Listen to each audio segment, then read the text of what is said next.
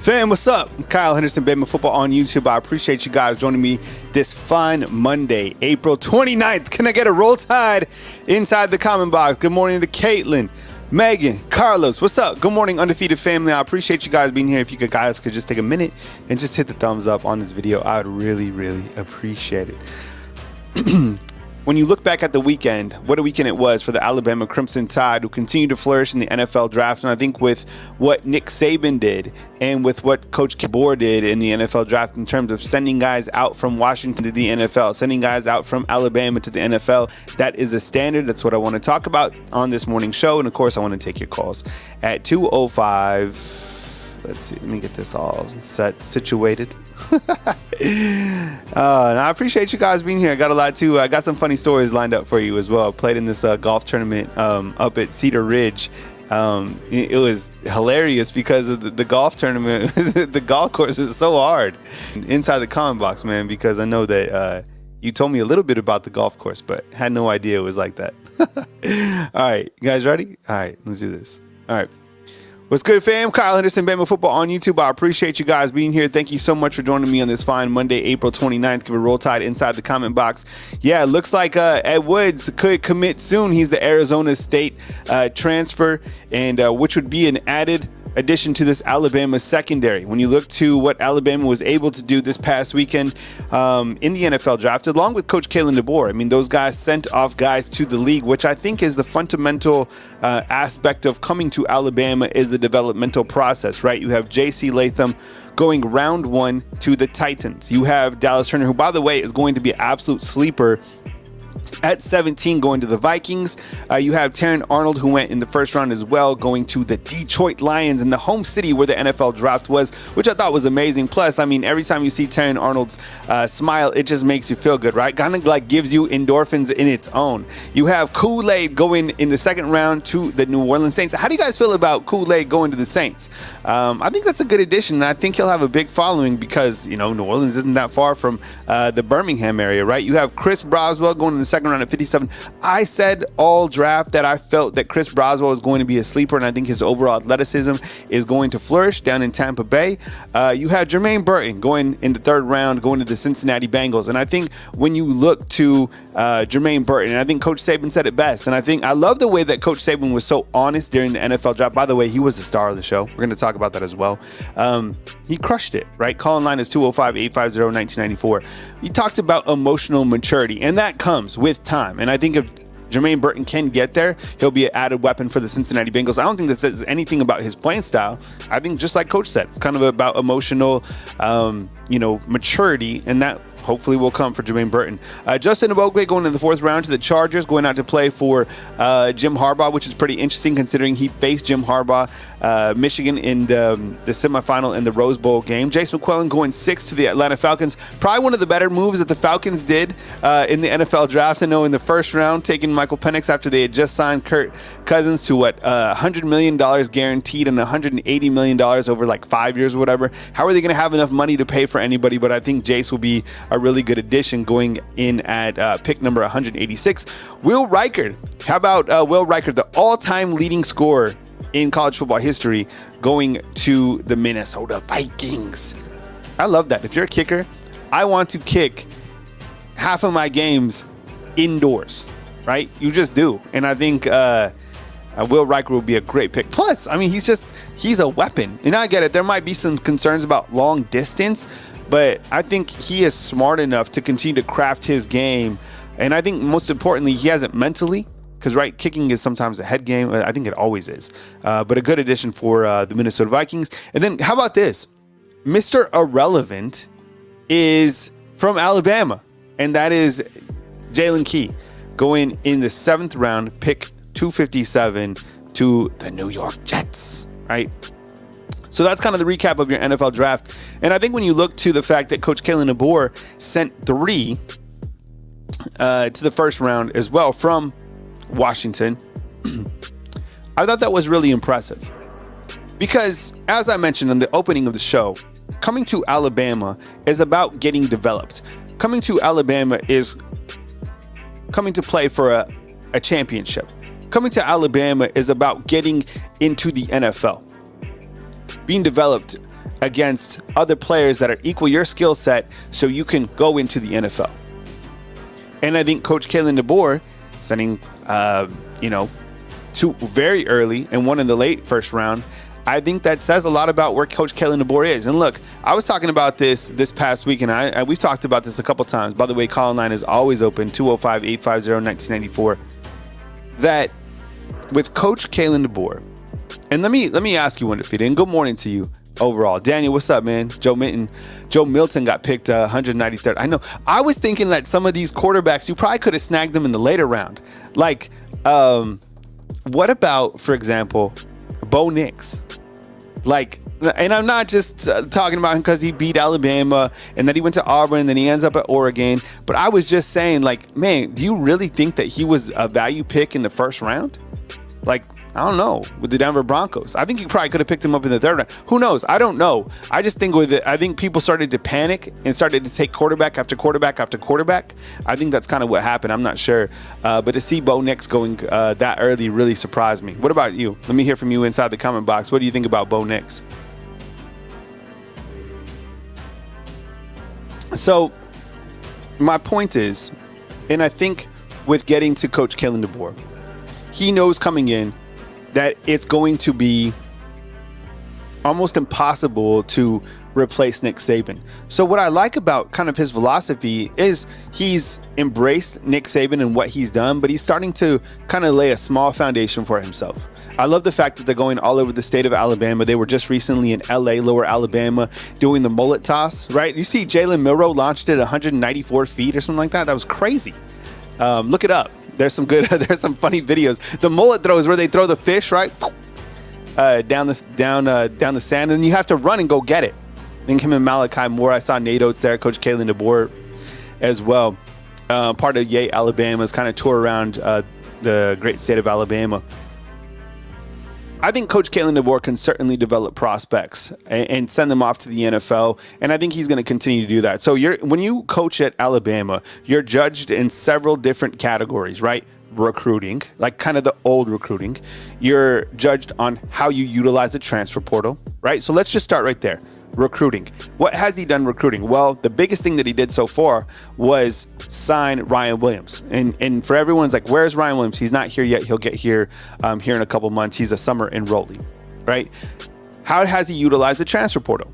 And who has left in the transfer portal? Well, really, James Brockemeyer has left from the transfer portal. But what you have coming in is you have Parker Brailsford, you have Jeremy Bernard, you have Austin Mack, right? Josh Cuevas, Keon Sabb, and probably Ed Woods from Arizona State, which will be coming up tonight. So I think we're on a transfer portal commitment that'll be coming tonight, and that's Ed Woods from Arizona State.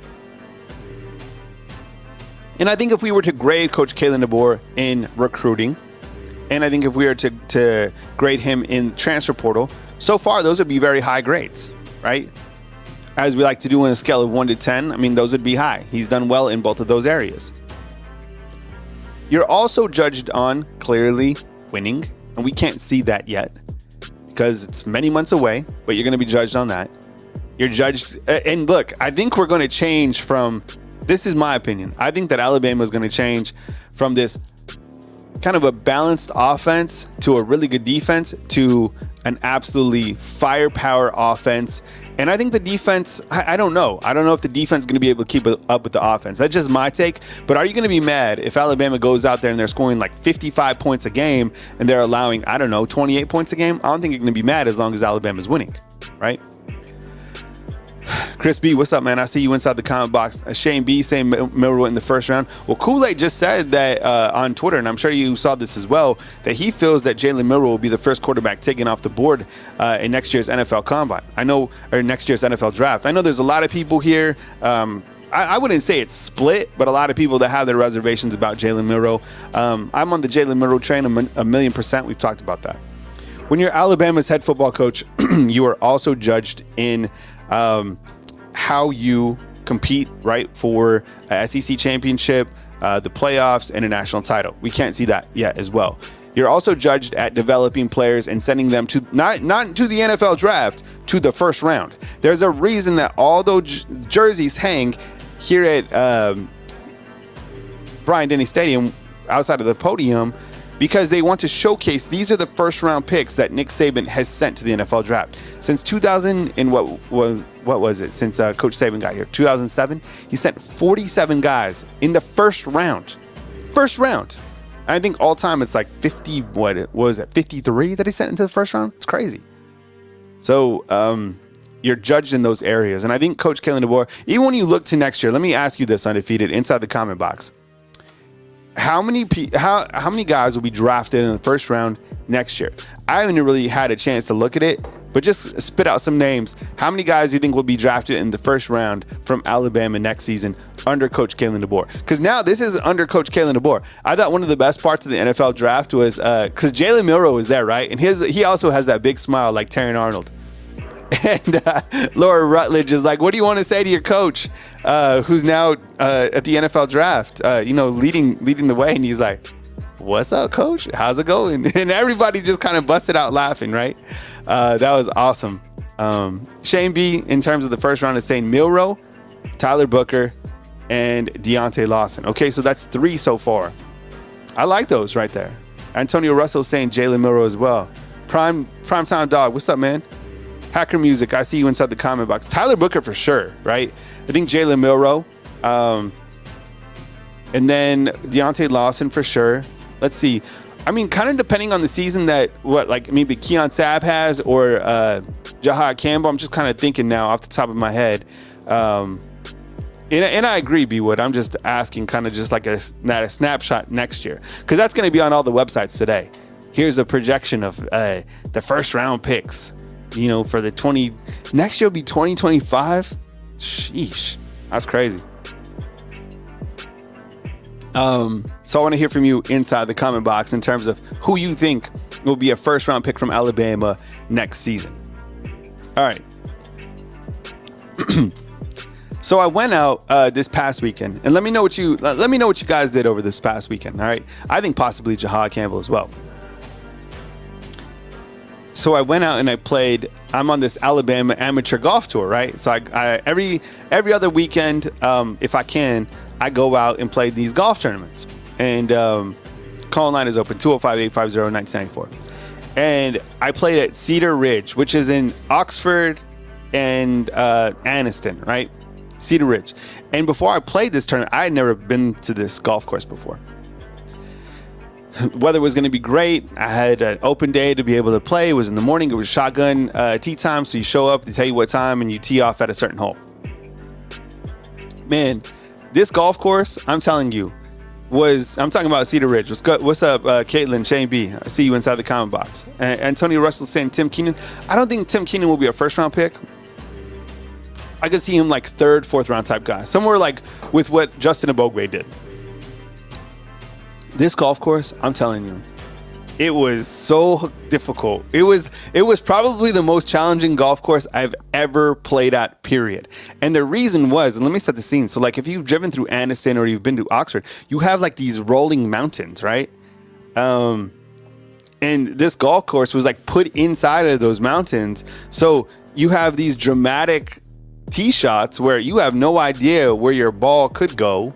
It's vertical, it's downhill, it's to the left, it's to the right. Yes, it was windy too. It was crazy. Yeah, so I'm glad that I was able to play golf on that day. That golf course is a different animal. Just completely different animal. Jaden Roberts, I think he'll go in the NFL draft too. I don't know, if he's like a first round top guy. Man, Cedar Ridge, it was crazy. All right. You also had a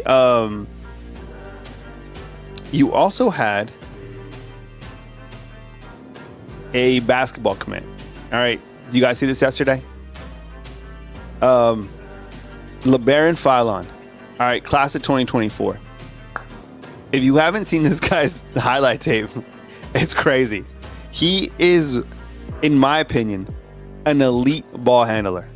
Like, his handling skills in terms of a point guard are phenomenal, right? So, LeBaron Philon, class of 2024. I watched his tape yesterday, and I saw him, of course, like commit and stuff like that. I was like blown away. This dude is an absolute monster. I saw that Ryan Williams tweeted out, "What's good, roommate?" I don't know if these guys are going to be roommates or whatever, but man, I'm telling you, just wait. Like if he comes back or he's going to be here, I don't know if he'll push to be a starter. If you have Mark Sears come back, you could theoretically move Sears to the 2 spot. You could have this guy at the 1. Man, Hattie May, what's up, man? I see you inside the combine. Thank you. This team, yeah, and that's right. Like if Grant Nelson comes back, depending on what happens with the big man from Rutgers, right? Mori Rory, the guy out of Nigeria who's at Rutgers, the big rim protector, you know, man, completely loading up. It's crazy. And Dwight, this is a good question. It's like, why is he not getting any bigs? Well, you had a big come visit this past Sunday. It's just about getting that big rim protector that I think, and I think this is my thing with Coach Nate Oates, right? Is I think he needs a rim protector that can fit into the actual system that Alabama has, right?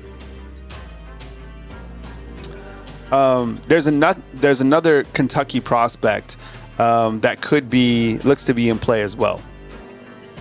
And what I'm saying is because of Alabama's up-tempo style of offense, you need a specific big that can run up and down. Like the Edey guy wouldn't fit into Alabama's system because he can't run up and down. Yeah, David Mills is saying the big man out of Kentucky. It's crazy. Like Nate Oates, let me get this guy's name for you guys real quick because this is important. So he's a Kentucky prospect. Ugana, I don't even know how to say his last name, but he's a monster. All right, let me bring it up. This is actually worth checking into. Okay. I don't know how to say his name yet, but I'll look it up on the flip side. This is crazy. So On3 is reporting that Ugana, who is also from Nigerian descent, Kentucky Wildcats, he's 7'5" and he's in play. Actually, this says he's 6'11", 225. Check that. So if you want to read more, I'll bring it up on the screen for just a minute. But this is from Jamie Shaw, and it basically says that the Kentucky prospect hit the basketball transfer portal on Tuesday, April 23rd, and schools all over him.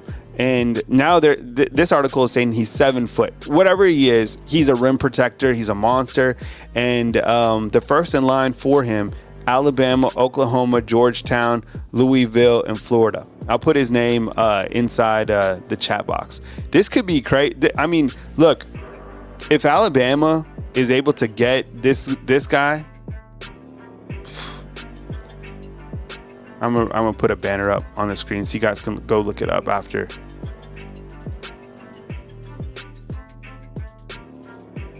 This is his name. Has this been live for going on an hour? No. I've been live for 20 minutes. So I started a little bit early today because I had my son came.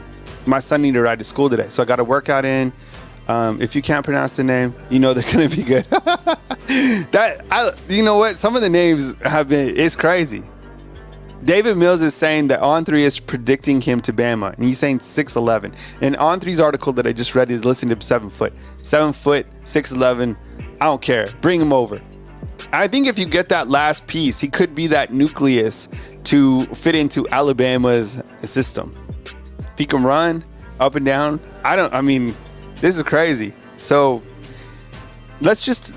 Nate Oates, he is like working this transfer portal. He is building a super roster here at Alabama. It's really amazing that I find like, and so I'm out there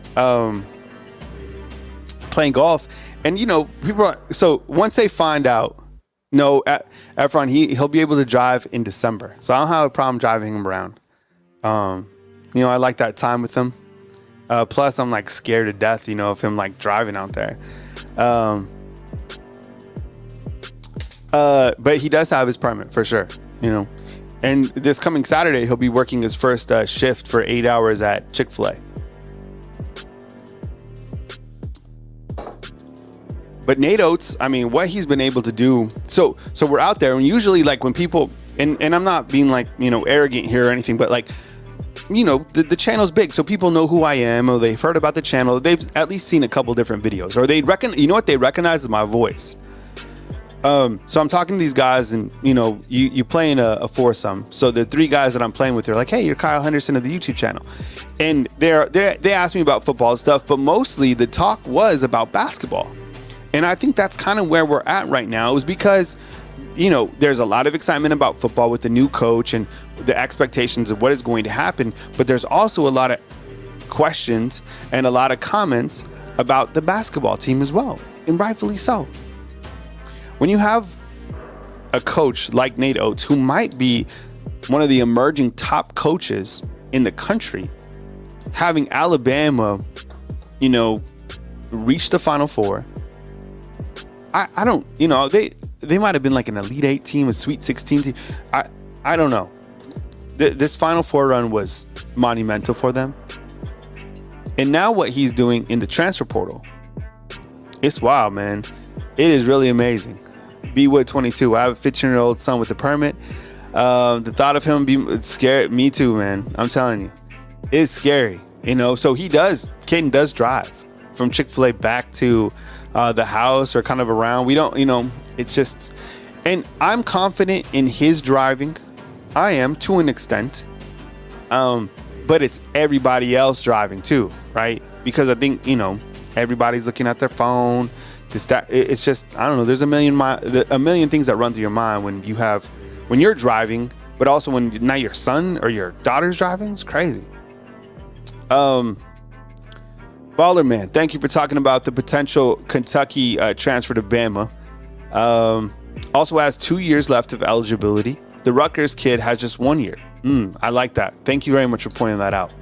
Would be awesome for us if Kentucky transferred, played in the system similar to ours at Kentucky. All right, let's see what old. Let's see if we can hear this, so we can see the pronunciations.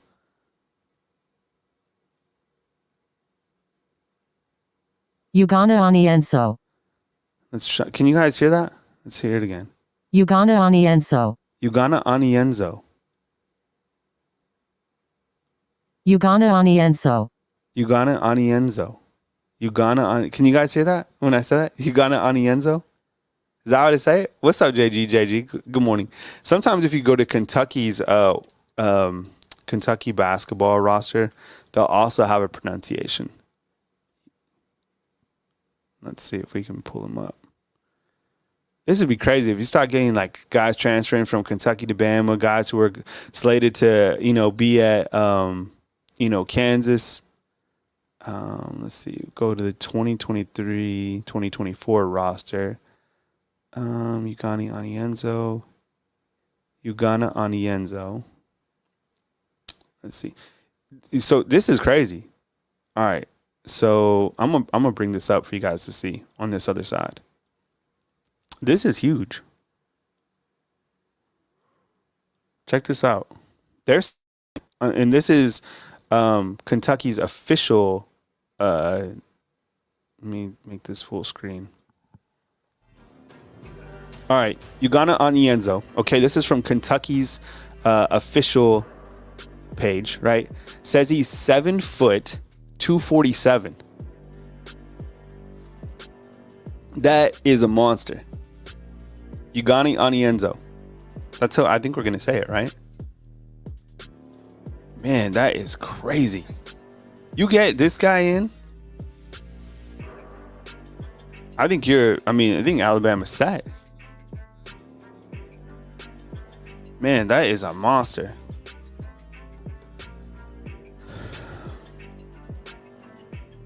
Hattie Mae, man, I see you all over the place, man.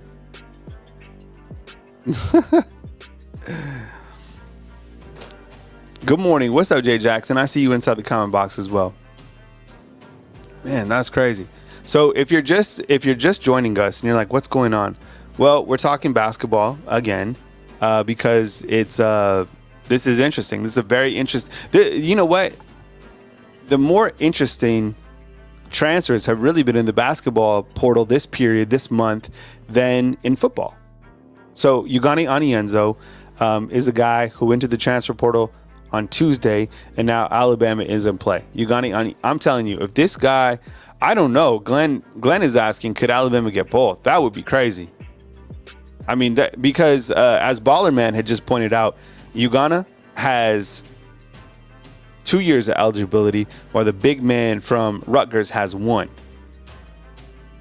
But I mean, I haven't watched this guy's film yet. But I mean, shit, if he's going to Kentucky, right?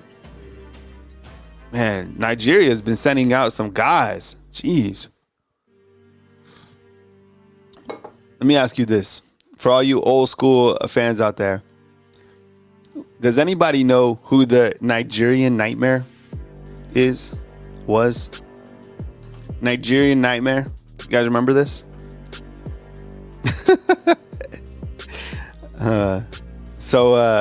Ugana Anienzo in play for Bama.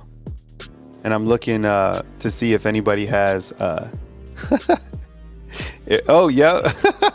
That's why you guys are undefeated. Shane Bean, Christian Okoye. Baller Man as Christian Okoye. You remember playing with him on Tecmo Bowl? If you play with him on Tecmo Bowl, I know you're at least over like 30, 35. It was Christian Okoye. Was Hakeem Olajuwon from Nigeria? Right? I don't know. Hakeem Olajuwon. Yep, he was from Nigeria as well. Hakeem Olajuwon was unbelievable. Honestly, he was one of my favorites. He was 7 foot, 255. Yep, he was from Nigeria. Yeah, man, he was crazy. With the Rockets, he played from 1984 to 2001. You don't get that anymore. He was a 2-time NBA champ, 2-time Finals MVP, most valuable player, 12-time NBA All-Star. Wild. I mean, it's crazy. He scored Hakeem Olajuwon scored almost 27,000 points in the NBA. That's crazy. Hakeem Olajuwon was unbelievable. Christian Okoye was unbelievable. And okay, how about this, baller man? Who was the other running back alongside Christian Okoye that the Chiefs had? Did anybody know that? All right, so we're watching transfers in the basketball portal, but tonight you have you also have Ed Woods. So Ed Woods, we'll put him on the screen now too. Ed Woods, Arizona State. And one of the transfers that I didn't even mention too was the fact that you got Graham Nicholson. Oh, so man, that's crazy. So Ed Woods is like completely gone from the roster of Arizona State, which I guess isn't by a surprise. See if I can look up the roster from 2023. So Ed Woods, who probably I think he might be pulling the trigger tonight in terms of deciding where he's going to go. He's a transfer from Arizona State. He has a pretty high Pro Football Focus rating. I think him and Jalen Milroe, and when you kind of look to returning guys from last season and this year, I think he's one of the guys who has one of the higher Pro Football Focus ratings.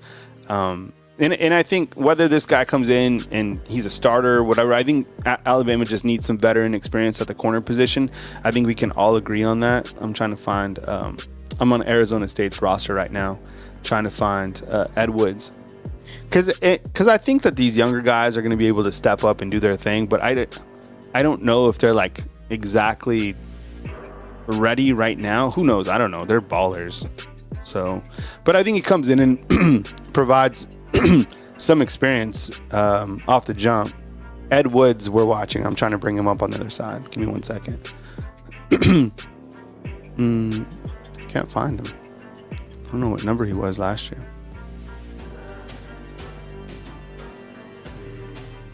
But I'm still, whether this guy jumps on board with Alabama or not, and this is Ed Woods from Arizona State. And I'm still surprised that Jaden Rashada committed to Georgia. You guys saw that. That was a couple days ago as well. Yeah, I can't find him. Weird. But I still think that the bigger addition, yeah, Glenn, I do think Alabama ends up with Woods. So Woods will be committing tonight. I can't find his profile. Let's see. Ed Woods, Arizona State, 2024. Could probably find him on On3. Here's ESPN's poll of him. So he's I'll bring this up to you guys so you guys can see this. This is who you're watching tonight. So last season he had 27 solo tackles. Can you guys see that? I'll bring it full screen for you guys. So Ed Woods, 6 foot, 175 pounds. He had an interception, 27 solo tackles. In 2022, he had 28 tackles, so similar numbers for 2 consecutive years. And I don't know, in terms of like a 2-star, 3-star, sometimes I don't pay attention to that with the transfers. I kind of just look to the experience, but this looks like a guy who would be committing tonight to the Alabama Crimson Tide. So you kind of like on transfer portal watch. Yeah, Kevin, and Alabama certainly in play for Ugonna Onzienzo. He's the Kentucky basketball transfer for sure. Crazy, right? That's like that is monumental news. I'm gonna have to cut another video on that because that, I mean, you get that big, that fits in, you know, the biggest piece, right, of the pie for Alabama. You have the guard, and if you're just joining us, LeBaron Philon, who committed, man, that guy is an elite ball handler, and it's crazy that I feel like this next, so you had this Alabama team that just reached the Final Four, but if you add these pieces and you have Grant Nelson come back and you have Mark Sears comes back, this Alabama team probably be better than last year's team, right? What's up, Auntie Janet in the house? Kevin, what's up? Glenn, good morning to you. Rocket Sound, thank you so much. Appreciate you guys. Baller Man, welcome. If you guys want to be a fan funder of the YouTube channel, go up to the top. And just for $2.99, you can support the channel right here on Bama Football on YouTube. It's almost May. Wild, right? What's up, John M? Appreciate you being here, man. Thank you so much for rocking with us this morning. Right here on Bama Football on YouTube. Appreciate you guys joining me, hanging out with me, starting the day. Cynthia, what's up? I see you inside the comment box. Appreciate you being here. It's amazing to it was amazing to see. I think kind of one of my biggest, like, the winners from this past weekend, certainly Coach Saban, right, on with the draft. And I'm not surprised to see Coach Saban shine like he did. It was amazing, like watching. It was like watching somebody who was meant to do like their job of their life, that he had like practiced all of his life for this, and in a way, he really did. What I really liked about Coach Saban in the NFL draft was how prepared he was, and I'm not surprised to see him that prepared. But when he was speaking about the individuals that were drafted, I started to think about this. He has either recruited or met all of these guys at some point in time, right? And then he's able to talk about them at the highest level. It was crazy. Like, I enjoyed for the first time, and I saw people talking about this.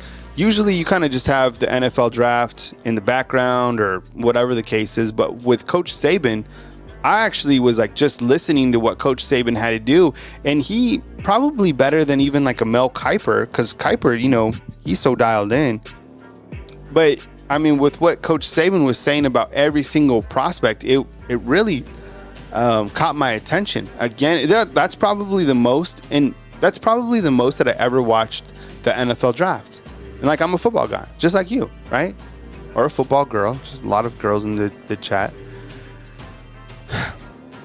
One of the things that I really appreciated about Coach Saban was when he started to break down about like how you recruit an athlete, and that, you can teach this player exactly how to tackle or where to be in position on this, particular play or the schematics. But when he was talking about a player's just innate ability to do something on its own, it was amazing, because Saban was basically like explaining that these type of individuals that play at this level, like, you can teach them up to a certain point, but you either have it or you don't. And some people just have it on the field, and like Saban has it, wherever he goes. So I would imagine that ESPN saw a huge boost in the NFL draft. It was crazy to see that 275,000 people from Detroit went to the NFL draft. I went into Chris Mobley, which is a store over here in Tuscaloosa. They sell like the Tide gear. And I was talking to one of the sales reps, and when Coach Saban went up there to Detroit, he called Miss Terry, and he needed a jacket because he didn't realize like how cold it was going to be in Detroit. So Chris Mobley, Miss Terry goes to Chris Mobley. They got Coach Saban. They already have Coach Saban's measurements, and they're able to get him a jacket like expedited out there. Right, that's how Saban rolls. I love seeing. I'm not sure why I kind of thought like Saban would retire and we wouldn't see much of Saban, but it seems like we've seen more of Saban than we did. Right? I don't know. It's good to see him. And I wouldn't be surprised if Coach Saban... let me ask you this. Outside of like game day and the NFL draft, do you think that Saban will be calling like NFL games? I think he definitely could. What do you think, Undefeated? And I've been really good about Red Bulls, by the way. I even have one. Oh, I think I had I think I had a Monster. Kayin has now been a member for 3 months. Wow. Patriot Life, what's up, man? See you inside the comment box. Thank you so much. Everybody's probably coming up on the 3-month anniversary, because when we started this, it's like we started a new channel in January, right? With kind of like the new like rebirth, with like the new coaching and everything.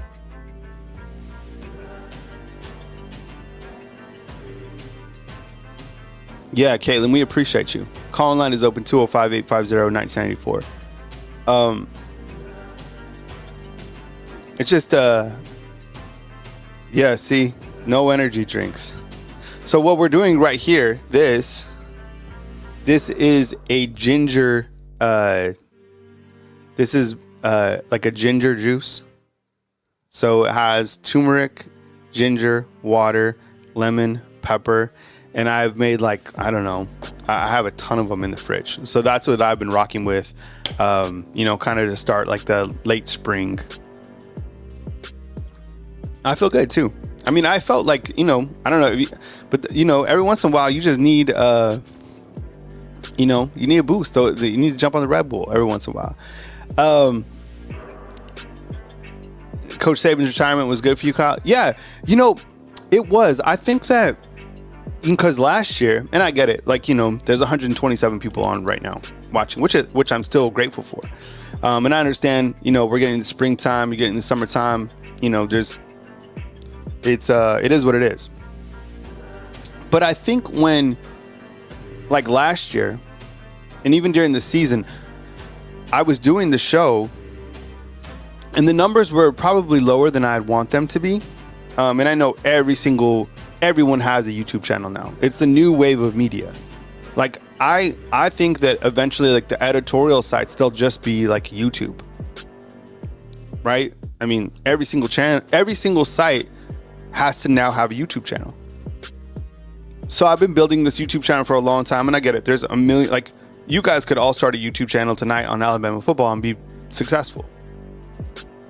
But I was doing the YouTube channel for a long time, and it didn't seem like I was getting kind of, the views or the traction, whatever it was.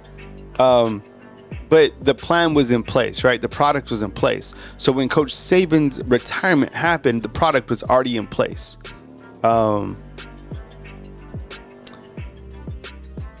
But yeah, I mean, it was good. I think a lot of people, it kind of, boosted the YouTube channel. And so now we got to continue to protect the integrity of the YouTube channel and continue to add, content creators to the YouTube channel. Yeah, and we're at 106,000 subscribers now, which is amazing.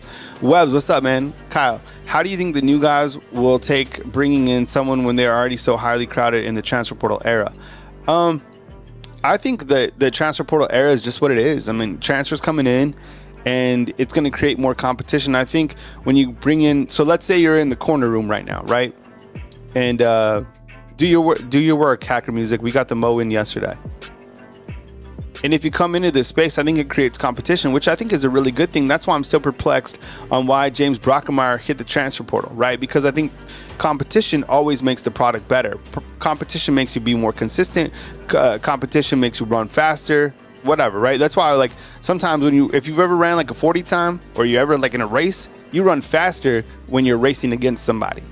So I wish he kind of would have stayed in terms of James Brockemeyer, because I think he really had a good breakthrough. But I think like if Earl Woods comes in or Ed Woods, tonight, is it Ed or Earl? Oh, it's Ed Woods. He comes in tonight. I think for the transfer portal, that's fine. You got a welcome vet, and I think if I'm a younger guy, I'm like, hey, they brought in somebody because they didn't believe in me. I'm going to work harder to play. I don't look at it as, so they brought someone in, I'm leaving. But I think that could be the thought process of a little guys, right? Earl Woods is Tiger Red's dad. Oh, yeah, good point out. So I think competition makes it better. Jimmy Brown, what's up, man? Good morning. Kyle, used to watch your clips, but never became a fan funder until Saban retired, and now you reinvented your channel. Yeah, you always have to continue to revamp. Like last week, we did some things where we used a different system, and so we're always trying to grow. I think during this time of like April, May, June, it's not so much about kind of the volume and the numbers that you do. It's more kind of about how you can improve the channel for the actual football season. But there's still relevant news to talk about in some aspect. I think I was already talking to T this morning about restructuring the shows. Did what? I didn't even see that. What did we get? Did we get a 100 spot? Kaylin, what's up? I didn't even see the 100 spot come in. Good morning to you. Appreciate it. That's how we start out Monday. Kaylin, I think Kaylin has her own emoji now, so go ahead and fire up the Kaylin emojis. And Patriot Life, of course, in with 5 fan funderships. We got a call. We got Chris calling from New Jersey. Chris, we got a 100 spot, man, to start off this beautiful morning. We're crushing it. Caitlin's all dialed in. Chris, what'd you think of Coach Saban? I mean, he was polished. He was articulate. He was everything that, Coach Saban's the best at everything, apparently. He was an absolute natural. He really was terrific. This is why, but my call, and it does have to do with the statement that Saban made during the draft. Kyle, I'm not trying to go negative town, but the NFL draft, I was seething, Kyle. So as you know, we spoke the day of, and I thought Kool-Aid should have been basically, in my personal opinion, the first DB, and not knocking Terrion, but remember what Saban said. Saban said that when he finally got drafted in the second round, he goes, he is the most NFL ready DB from Saban, the GOAT. So listen, and I've been thinking about this. My wife is like, take it easy. Coach Sean actually was talking to me off the ledge as well, and some people in the undefeated. I think Marquetta was like, so everything's going to be okay. But listen, we all we invest massive time and effort into Alabama football. So, it's an advocation for us. And by the way, it was an advocation so much for you. You turned it into an occupation. Mm-hmm. So thank you for creating this channel. Great with the 106. Let's get it to 250.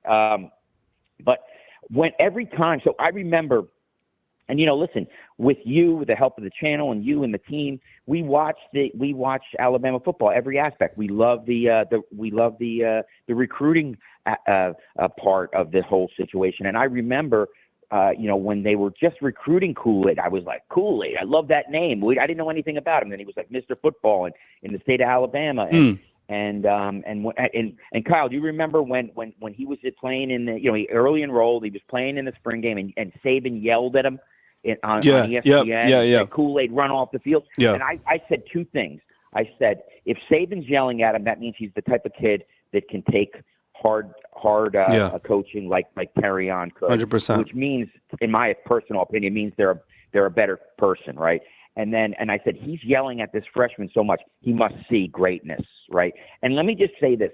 I was so mad. I mean, he had a couple issues with the kick returns. Who cares?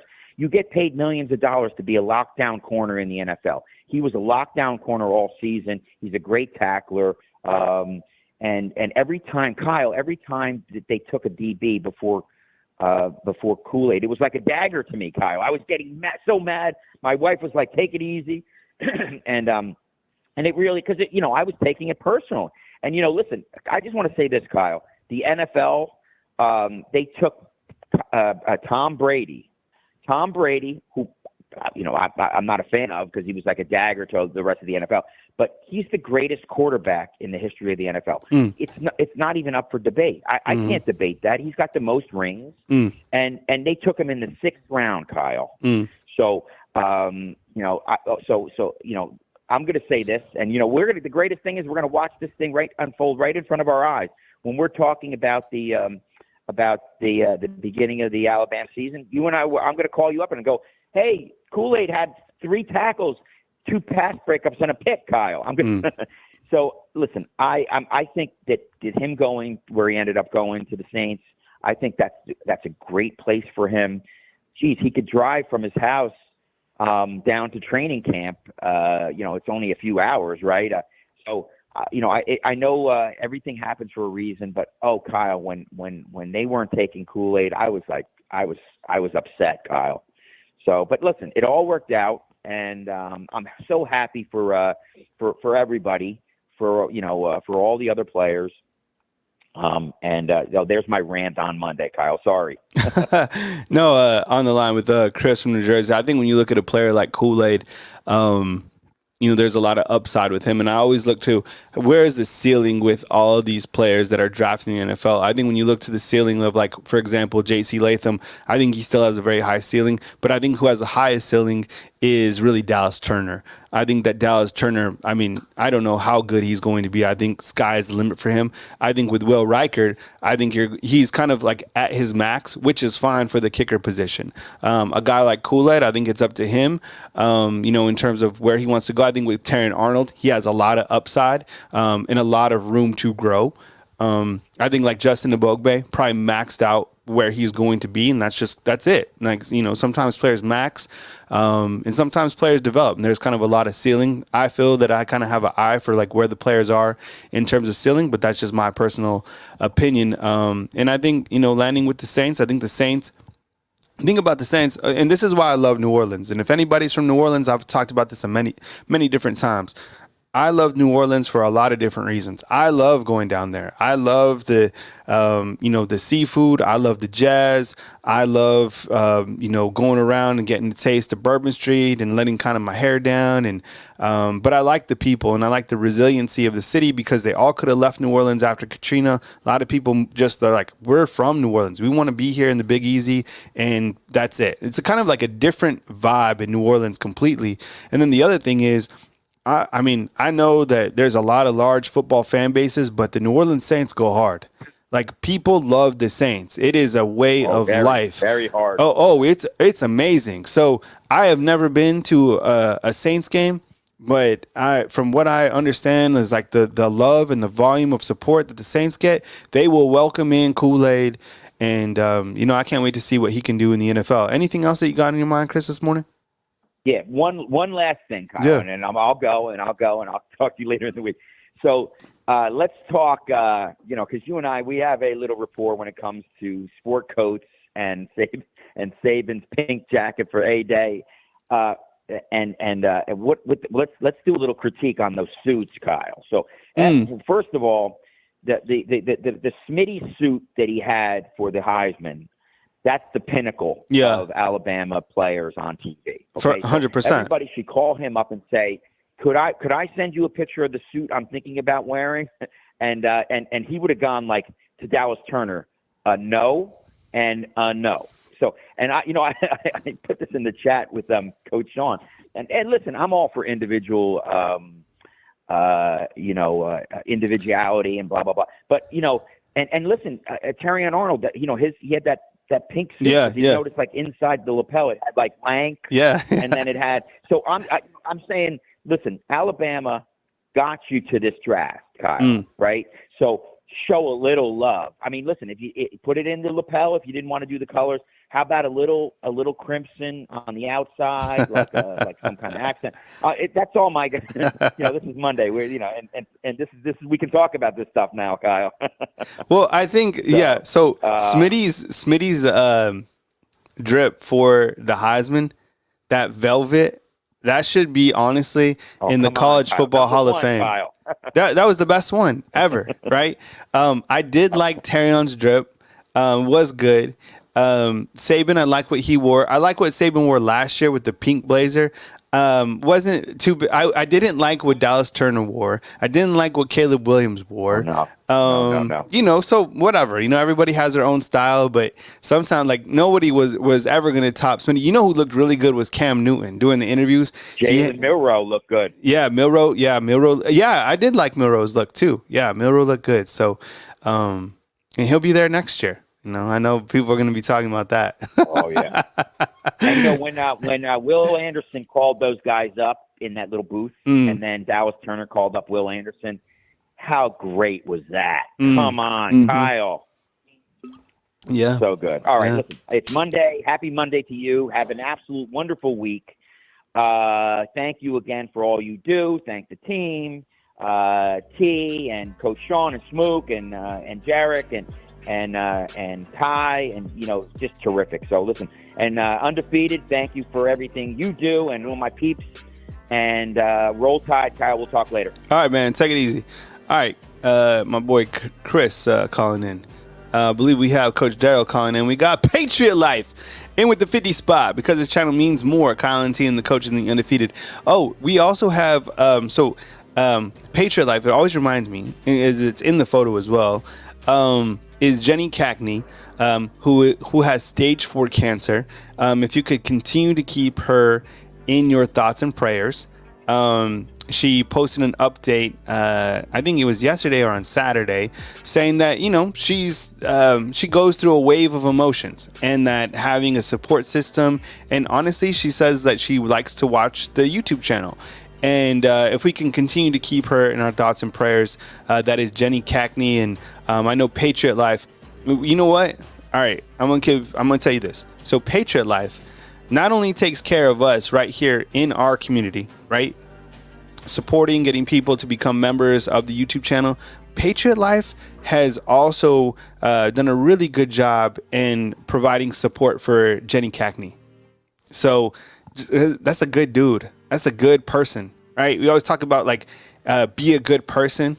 Like Patriot Life doing just that. So continue to keep Jenny Cackney in your thoughts and prayers. And for Mother's Day, she's doing chemo and she's doing different things right now.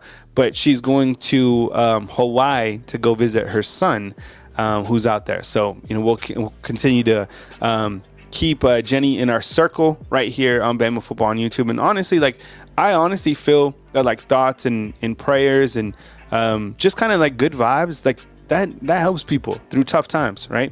So yeah, we might need to get Jenny an emoji for sure. So T, if you're listening, which I think you are, if we could get Jenny, maybe we could do. And I don't know which cancer that she's battling. And I haven't asked her, but maybe what we could do on her emoji is kind of just like a color. I don't know. I'll ask her what she wants, and then we'll add one. So we can keep it in there.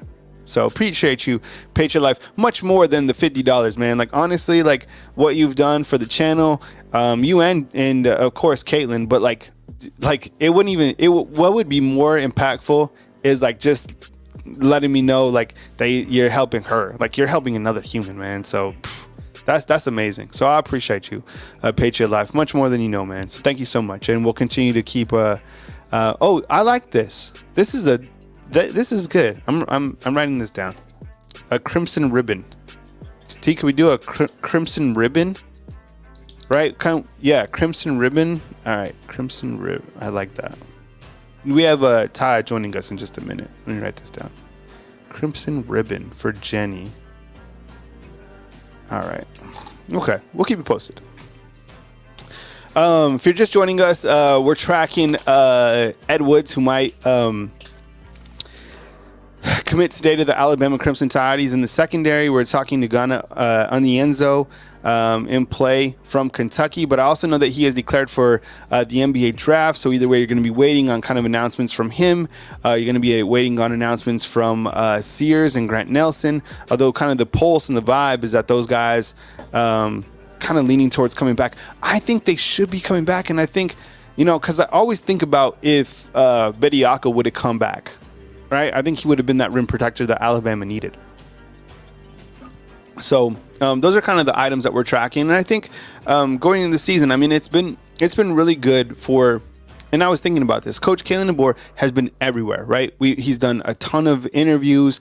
He's out and about. He's meeting people, and it's been great to kind of see people embrace him and embrace his new coaching staff. And I think that's you look at how some of the leaders have talked about the new coaches, and I think that tells you all they need to know. Dwight has gifted 5 Bama football fan funder memberships as well. So Dwight, we appreciate you, man. Thank you so much. Shane B's like, Bediako screwed Bama basketball on himself. He probably, you might be right on that. Okay. I think if he would have stayed, Bediako could have battled with one of those bigs. I just don't know if Bediako was elite, kind of at that level to battle with the dude from UConn. I don't know, but maybe so. Dwight, we appreciate you, man. Thank you so much. But my point is like when you listen to leaders of this team talk about Coach Kayin debor, talk about kind of the new system in place, but also still have that respect for like Coach Saban. Like it completely changed. Like everything from the last administration changed. This new thing changed. In fact, I was talking to someone close to the university, or someone who works at the university, and they were telling me that Alabama football players will now do is it afternoon classes or morning classes? I think they're going to all afternoon classes. So their practice is in the morning. Okay. Hey, Caitlin, thank you so much. Appreciate you once again. Prayers, Patriot. This one's for my man Ty. Yeah, thank you so much, Caitlin. Always taking care of us. Yeah, okay, this is it. So since Alabama's football practices are in the morning, everything is being moved to the afternoon or online. So like all of the football players will be now taking online courses. So that was kind of one of the things that was brought up, and how the players are going to facilitate just moving to online classes. So that was something that was brought up. And now all these videos that you see that are posted on their social media accounts, and I'm talking like the University of Alabama, it has to go to a board, and the board has to review the videos before pushing the video out. So that's why some of these videos that you've seen have taken a little bit of time, where I think under the last administration, they could get those videos out. So just kind of like different things. Whatever the case is, I think the overall message from Coach Kayin debor has been really positive, and people have really appreciated it. And what's up, Joanne? Appreciate you, man. Thanks for joining us, man. We got Ty hopping in at 9:30. And then we got Coach Smook on the back end right here at Bama Football on YouTube. We appreciate you guys.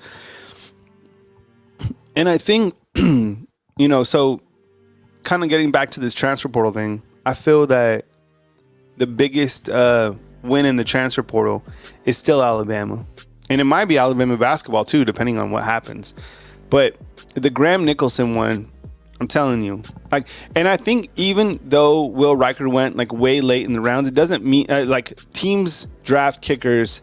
They're kind of like all the same value. You're never going to see a kicker go in the first round. So if you see Will Riker wherever he went, you know, what was it, pick like 100 and whatever. Not real. I mean, he's going to do his thing, but in college, you need an elite kicker. And with Alabama getting Graham Nicholson, that was it. Auntie Janet, we appreciate you. I think you sent us. Did you send us a photo? I think you sent us a photo of that. I can bring it up maybe real quick. Auntie Janet just got some undefeated merch, so we appreciate you. Oh, I typed in Auntie Janet on my email. See if I can get it. If I can't, I'll get it on the next show, Janet. I appreciate you. Thank you so much. Holy, are you serious? Oh my goodness. Whoa. Yeah, you're right, Kevin. Will did go to Minnesota. I was just saying, like, in terms of like where he went. My goodness. Whew. Hot. You guys are so good to us. It's amazing. We appreciate you guys. Ephraim, man, we're gonna have to thumbtack that one for a minute. Woo. That's a big one. Oh, I didn't know that Janikowski was the only kicker to be picked in the first round. Sometimes I forget about Janikowski. All right, I remember him with the Raiders. Oh man, crazy. Ephraim, man, thank you so much for always supporting the product right here on Bama Football on YouTube, man. Thank you. You, Caitlin, Patriot Life, everybody, that continues to support the product. It's amazing. We really appreciate you guys, and you guys help us move forward and get better. And, man, there's nothing else to say. Matthew, what's up, man? Good to see you inside the comment box as well, man. Thank you so much. Man, Ephraim's got what type of car is that? Is that a Porsche? Is that a Supra? Cynthia, what's up? Good morning to you. I see you as well. And T will be graduating this summer. So she's rounding out her spring semester. I think she only has like 2 classes left, and then she'll get her master's degree. Do I say that's a Porsche? That's what I thought. 357Z. I was saying a Porsche, right? What's up, Tink? Good to see you, man. That was crazy, man. I still remember Tink calling me. I was thinking that kind of looks like a Nissan as well. Ephraim, what is that? XX2 known B OCKXX has been a member for 1 month. We appreciate you, man. Thank you so much. We got to get back to the Ephraim, though, that thumbtack. Oh, man. Joe want, man. It's all good, man. You got the night shifts. It's all good. Looks like a 370Z. That's what I kind of was thinking that as well. What happened? Does Byron need prayers? Okay. All right. Everybody, we need to send our well wishes and prayers to Byron, who is having surgery tomorrow. All right. Inside the chat, if you guys would do your thing. Byron, you got this, man. Appreciate you. We'll be here. We'll keep you posted, man. Undefeated has you as well. It's good, I mean, just I always kind of remember back before the surgery that Tua had with his hip. Remember when he was playing his ukulele and he was just in such great spirits? You could not stop that dude. Byron, you got this, man. We're here for you. And pretty soon we'll have Ty Hayes from Around the Table Sports join us. I'm curious to get his thoughts about the over the weekend stuff and some of this transfer portal stuff. It's amazing to think that Alabama could be in play. They're gonna get a big man. I think it might. I would, if I had to say right now, it's probably gonna be a Maury Rory rather than Ugana. But I guess we'll just have to wait and see. Welcome in my boy Ty Hayes. Ty, what's up, man? What's going on? Man, I have this nice and heated up for you with the $300 super chat from Efron. Caitlin, Patriot Life's been in here with the 50 spot. Caitlin led off the show with a home run with the 100 spot. And then she came up and she was like, here's a 50 spot for Ty. We have XX, who's become a member for now 1 month. Patriot Life gave out 5 fan funderships. Dwight gave out 500 funderships. And then Efron just threw up a windmill dunk and came in with a 300 spot. So that's where we are. Yeah, that's incredible, guys. Like I always say, Kyle, it's hard for me to articulate just how much the support means because words just seem so empty, right? For the quality of viewer that we are able to have over here, for the quality of supporter we have over here. Words just, they don't ever feel like it's even near enough. And it almost feels reductionist, even just saying thank you. But I don't know what else to say other than thank you. And I can't tell y'all how much I appreciate all the support. And Efron, my man, every time I see a 350 or 370Z, Kyle, I always say too soon because that was my car. I had a 350Z in the chrome silver. That was my baby. And I was going home to help my mom feed the horses, and I hydroplaned it and put it into a wall going 75 and broke my back. I mean, I broke everything. Are you serious? Yeah, none of the airbags went off. It went under an 18-wheeler, and then it shot under, and the steering wheel like ripped. So I tore my rotator cuff, cracked a bunch of vertebrae. Head broke out the window beside me. It was a mess. It was not a good time. Man, Ty, your story, man, your book would be really interesting because there's so many things that like I would have never thought. Yeah, I mean, yeah, it was not fun. Man, glad you're all right. Like, I never thought, like, you never know. I mean, I didn't know that. Number one, you're like, man, you're lucky to be alive, I guess, right? I mean, that's a hell of a crash. But then, like, like the tats that you had, I like that. You got a lot going on, man. I like all that kind of behind the scenes. I want to get your take on Ed Woods, who's I guess he'd be pulling the trigger probably tonight. What do you think about how this transfer portal cycle has gone? Isn't the window closing now? Kind of give us kind of the transfer portal detail. So I'll start with the transfer portal detail, then move specifically into Ed Woods. So the transfer portal will close tomorrow at midnight, right? At 11:59, essentially. And the one thing that I have continued to say is that do not be surprised at all if you see people enter the portal on May 1st or May 2nd or even May 3rd, because they just have to have their paperwork submitted by 11:59. It can take from 48 to 72 hours to actually process it. Though I believe the vast majority of individuals, like if we see any more movement, it will be today, it will be tomorrow. But like I said, if they enter today or tomorrow, we might not get notification of it other than through insiders for a few days from now. So still a little bit of movement out there. The last week we've had probably more movement than the previous week. Still a little bit underwhelming from where I thought it was going to be, but some interesting names out there. Talking about Ed Woods in particular. So there's two things, Kyle, I absolutely love about his game. First and foremost, it's versatility. And we talk about this all the time. And Nick Saban said something, speaking about Arnold, whenever Arnold was drafted, that really highlighted and articulated much better than I ever could what I continue to mean when I say positional versatility allows you to min-max a room.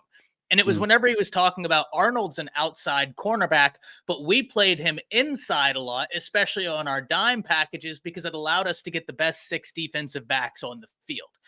And that is a great example about what I mean when it comes to positional versatility and how it'll allow you to min-max a room. Yes, he might be an outside guy, but you feel better about your situation when you play him inside, and then you could put an Amos to the outside, right? You couldn't do the vice versa. You couldn't put Amos to the inside, keep Arnold out there, and feel like you still had as much strength in that secondary. Now, the reason why I bring that to your attention when it comes to Woods is because this was a guy that used to play some safety for ASU. And then this past season, I believe the vast majority of his reps were outside corner. I've continued to talk about that Washington game. I think it's a great game for the undefeated. If you guys want to go get a kind of synopsis into who he is, go watch that, because you only have to watch a half of that game. He didn't play in the first half because of the targeting call against Colorado the week before. Came in the second half. First play out there, makes a tackle. Second play, gets a strip tackle, and then continued to make plays after that. The only time he was beat was by Roma Dunze in a one-on-one situation, which I've continued to say, everybody is going to get beat once by Roma Dunze in a one-on-one situation. It's just like whenever Jeremiah Smith was battling against Zabian Brown at the All-American game, where Brown won 3 reps, boom, boom, boom in a row.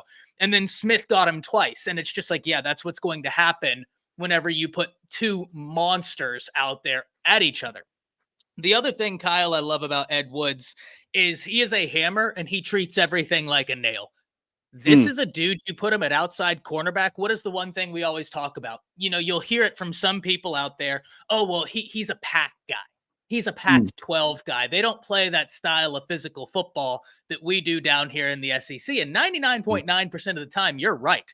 This past year, the Pack was pretty darn impressive defensively. That's neither here nor there. But Ed Woods specifically, he's not going to hesitate if he sees a running back break to the outside. He's going to lick his chops. He invites contact and violence, and I love that about him. Here with Ty Hayes from Around the Table Sports. Appreciate it. Kind of opening the show talking about Ed Woods. Who'll be? Do we know if is he committing tonight? I think it's very likely that he will commit tonight or tomorrow. I think he's at Michigan State today. And so I think he'll have his decision by, I'd say maybe tomorrow. But that's just a pure guess on my part. East Lansing or Tuscaloosa and what Alabama has, I think you definitely, I think it's a slam. I'm sure do they do like predictions, like RPMs for transfers, Ty? They do, right? I believe so. Now, the only thing that I could see that could work against Alabama is that if you're talking about unquestionably maintaining your position for every game, East Lansing and Michigan State, they don't got a Zay Mincy, a Zabian Brown, and a Jalen Mbakwe, plus a Jaleel Hurley waiting in the fold, right? Like they don't have that over there. Well, yeah, that could be the only hang up, but I don't think that'll be an issue. Yeah, and that's kind of what I was saying earlier before you jumped on, is I think, if he comes in, I think he adds competition to the room and somebody with experience. But, if you're one of those younger guys, it makes you play at an even higher level because you're like, hey, okay, there's some competition coming in. And these guys aren't summer enrollees. These guys have been here since the beginning of the year. These guys have been with Coach David Ballou. These guys have gone through spring football. These guys are going to be maybe as equal to him from the jump. I don't know. So these freshmen aren't just your typical freshmen. I feel that Alabama still needs experience at that area. And I still think at the end of the day, Alabama wins in the transfer portal because they were able to pick up Graham Nicholson. And I think it's amazing to see Nate Oates is winning in the transfer portal as well. And I still feel like, remember when Alabama was like, people were saying they were broke in like the transfer portal? They're not. Like, clearly, Alabama is working. And they have some heavy funders behind that. So things are still going really well for Alabama. It was good to see the NFL draft. Was there any kind of surprises in that the second day, third day that stood out to you from the NFL draft from players from Alabama going to the NFL, or what even Coach Kayin DeBoer did in the NFL draft, which was really remarkable?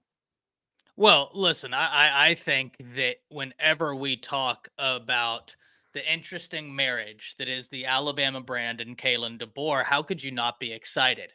Alabama did what they did in the draft, what Alabama continues to do in the draft. They send absolute numbers to the draft every single year. That should come as no surprise. But then you look at Kayin DeBoer, who, if I'm not mistaken, Kyle, for the first 3 rounds, actually had one more pick off that Washington squad than did Alabama. Now, at the end of the day, Alabama ended up sending more through the totality of the draft.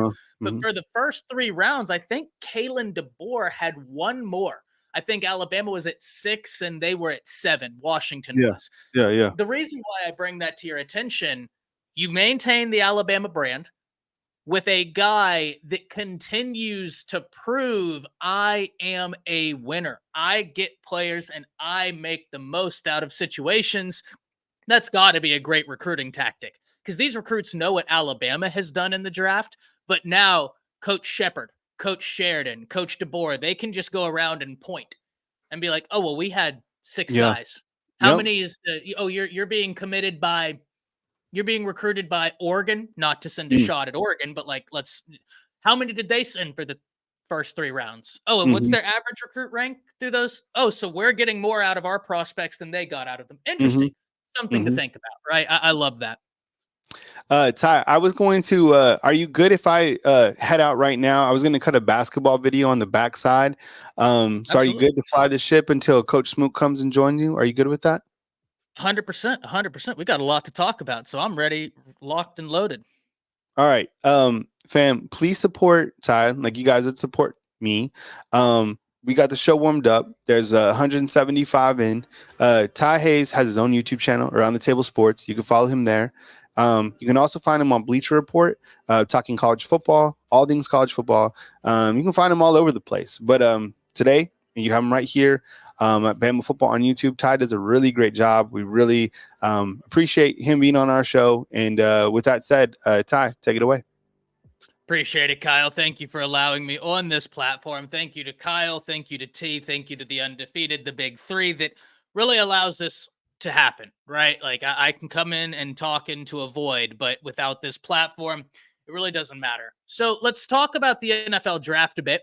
Let's talk about the transfer portal a bit. I saw some questions. Let me see if I can get this one.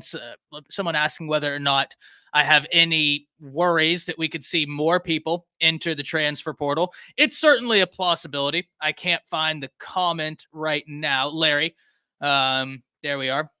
Shout out to everybody in the Undefeated for being here.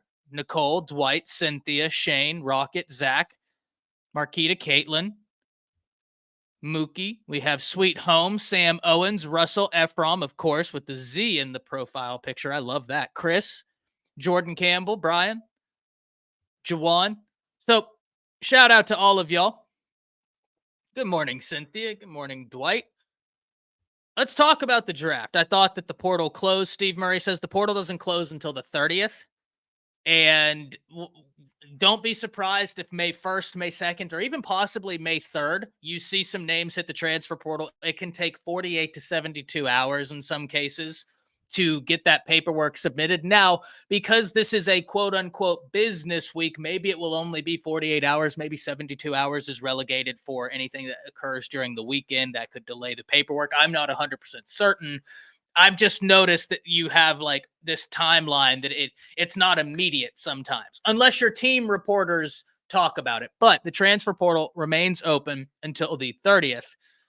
Answering Larry's question, are we worried about any other players leaving? I'm not, Larry.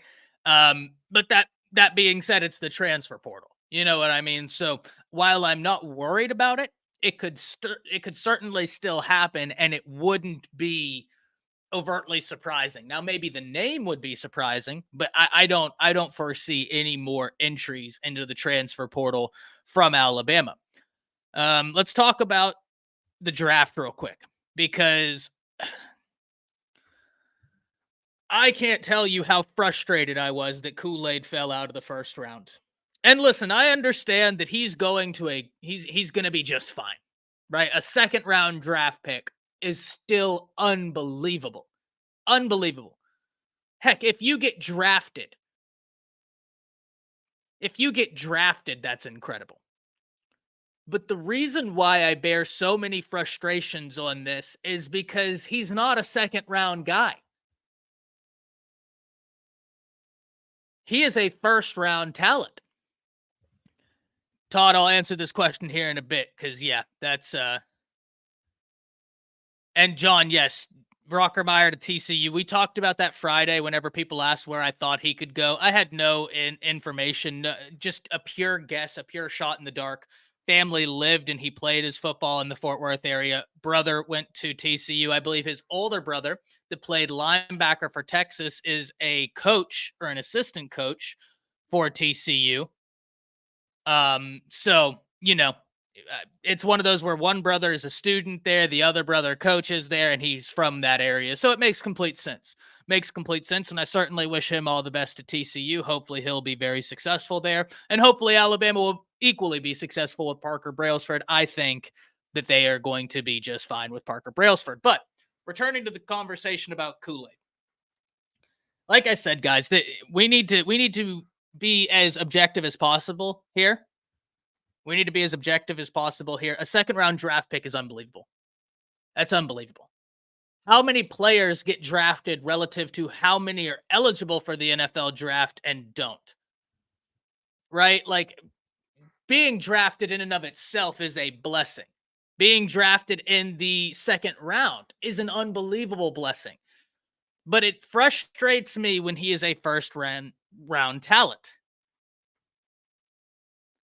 And the thing that absolutely just drives me up a wall, right, is knowing that Kool-Aid, in my opinion, now Ephraim, I think that there is something here, but the only reason why I don't know if I subscribe to this, now it's certainly a good theory, right? I certainly understand why, like, if you were drafting somebody to be a punt returner and a cornerback, let's be honest, as much as I love Kool-Aid, as great as he did, that wasn't his strong suit, right? The punt returning, that never was his strong suit at the rate we thought it would be.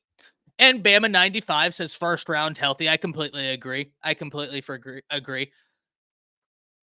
But I have very rarely seen a cornerback, because that's what Kool-Aid plays. So let's talk about a corner. I have very rarely seen a cornerback be diminished, be knocked for not getting tested. Growing up, ladies and gentlemen, I thought that was the ultimate compliment. Whenever a team will, and there was a coach that flat out said, oh, well, we got to look at that half of the field because we're not testing him. Like, you don't throw it his way. So that instantly shut off a portion of the field. I forget which coach it was. We were in here on Friday trying to figure it out. And to be honest, I completely forgot about it over the weekend.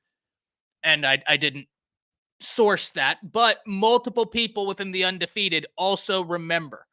Ty, that's a strong name, Ty. It's a very strong name. I'm going to continue saying that every time you come in here. So I apologize. But Ty Desmoto, happy you're in here, my brother. Good morning to you. Feeling great, man. Feeling great. It's another day. Blessed to be here. So no complaints from me at all. But I've always operated under the assumption that if a coach outright comes out and says, we're not going to test him, so instantly that limits us to this side of the football field, that's a compliment. Whenever you look at the end of the year, yes, Kool-Aid's numbers might not be eye-popping. He might not have 50,000 interceptions, 24,000 pass deflections, because he wasn't tested. And at that point, I think that that's the ultimate compliment. If a team isn't looking your way, that to me is the ultimate compliment. Now, it really did kind of help Arnold that going into this year, teams knew, okay, one of them is a guy that it was like, okay, we're not going to test Kool-Aid. He's established. We'll test Arnold. Well, throughout the year, you saw Arnold grow and continue to develop and then prove, test me all game long. Throw it my way if you want. It's not going to work out in your favor. And that was unbelievable to see. So there definitely is two sides to this equation, because we saw Arnold improve his stock from being tested, because you got to see every single week, hey, I'm going to go out there and I'm going to shut it down. I'm not going to let you be successful on me. You don't want to test him. That's perfectly fine. Test me. See how well that works out. And time again, he proved you're not going to get the result you thought. But I always operated under the assumption that not getting tested was the ultimate compliment. And I suppose it is. He got drafted into the second round. But the only reason why I'm frustrated is because he is a first-round talent. He is a first-round talent. And listen, the Saints got somebody. I also think Jace is going to prove to be one of the steals of this draft. I've continued to say that. I've continued to maintain that. And that's not a new take. That's a take that actually, if you scrub through my content, if you scrub through some past live streams I've done, I've had that thought all the way back in September. I kept saying, like, hey, Jace is going to be a steal in this draft.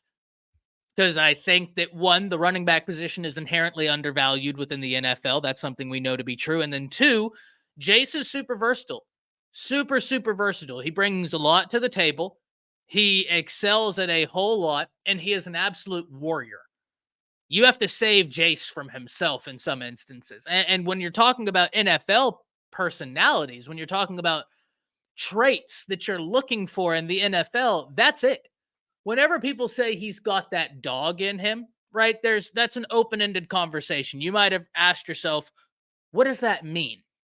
Well, I think Jace embodies what that means. Jace, the past 2 years, has played hurt, but you never heard a peep out of him.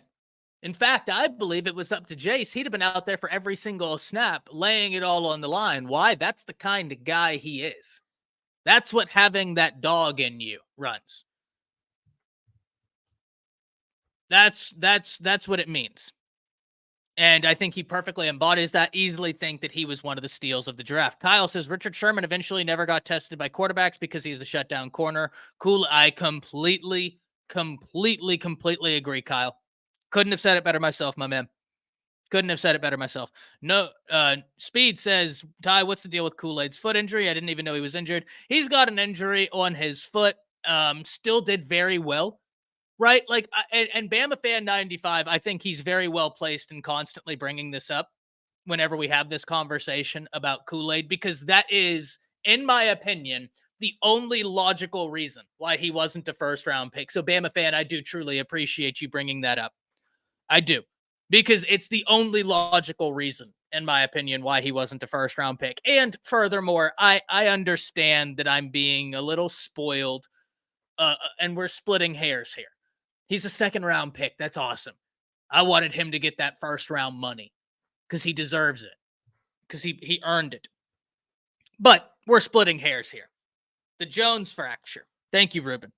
Now, the reason why I get it, like that's the only principled argument I can even see to why he dropped into the second. I also think that there is a side of this that's like, yeah, but he ran a sub 4.5 40 with a Jones fracture. Like, that's insane.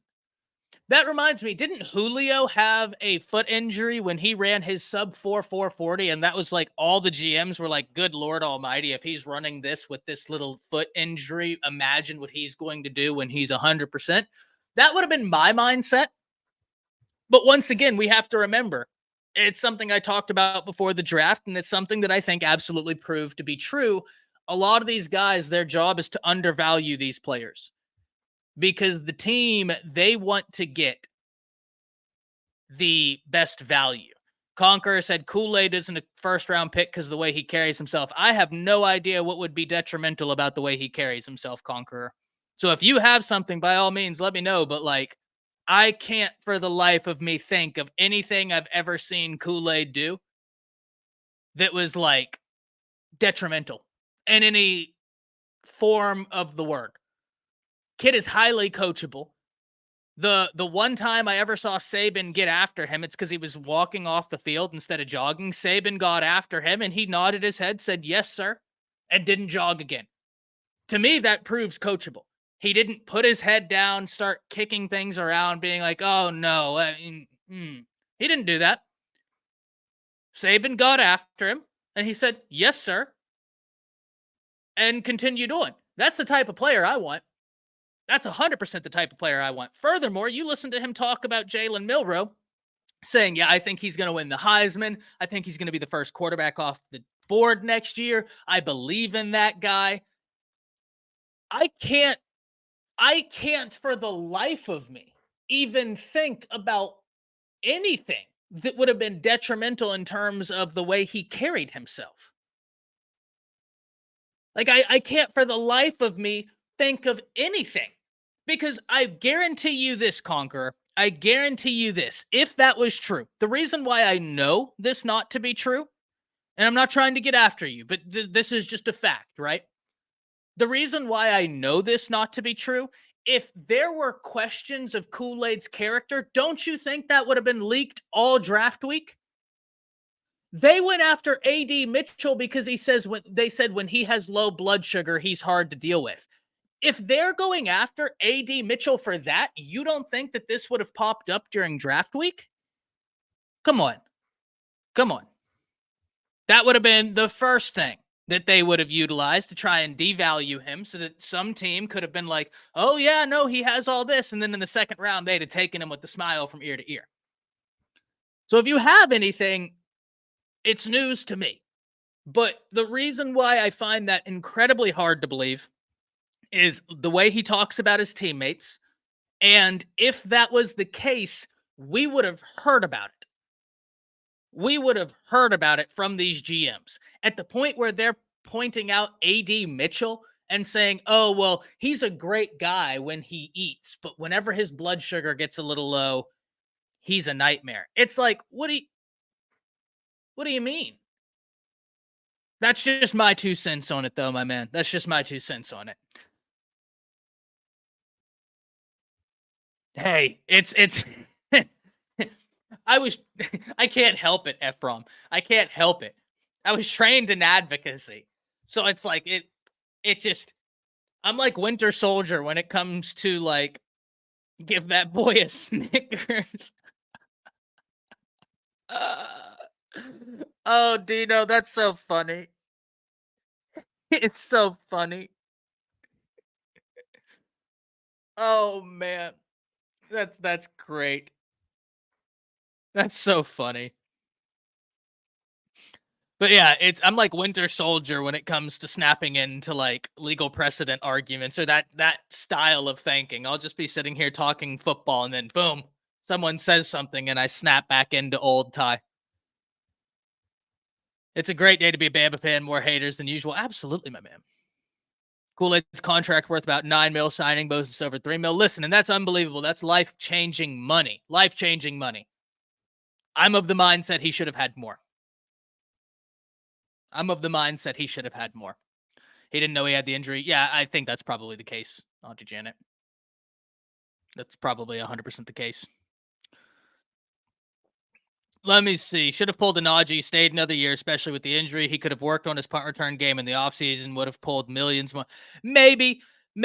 Listen, Jay, I understand where you're coming from. And listen, I don't think that you're 100% wrong because I think that it was personally a joke that he didn't go in the first round. And so I think that if he was to come back and even play more college football and not get tested, he would have gone in the first round, especially if he was completely healthy. But here's the double-edged sword of that, Jay. Football is a violent game.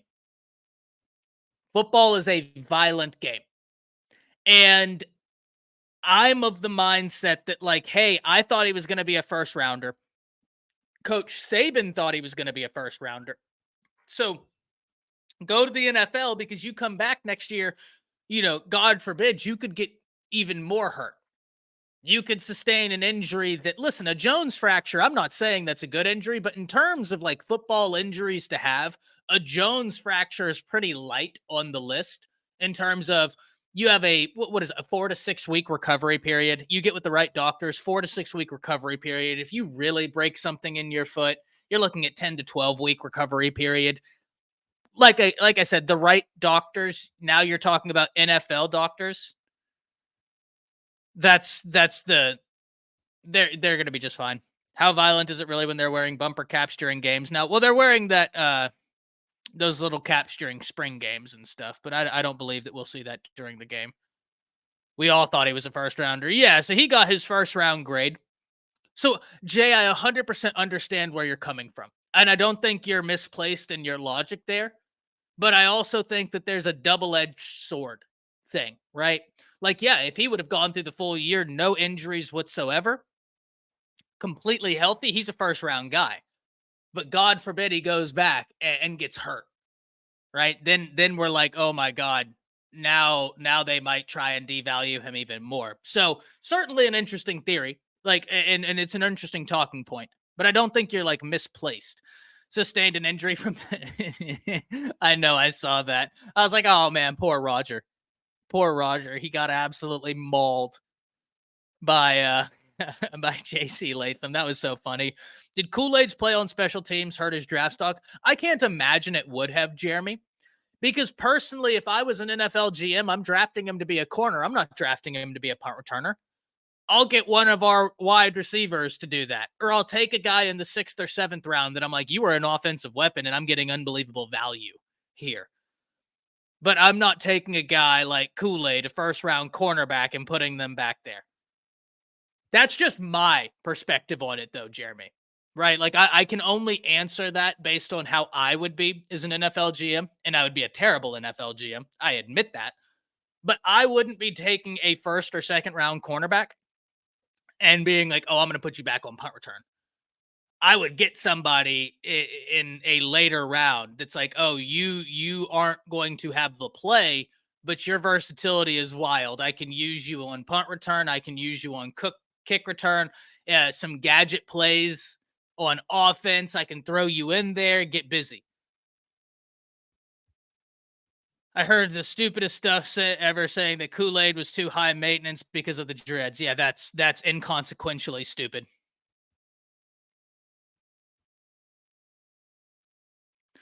Yeah, but Jay, NFL money makes NIL money look like funny money.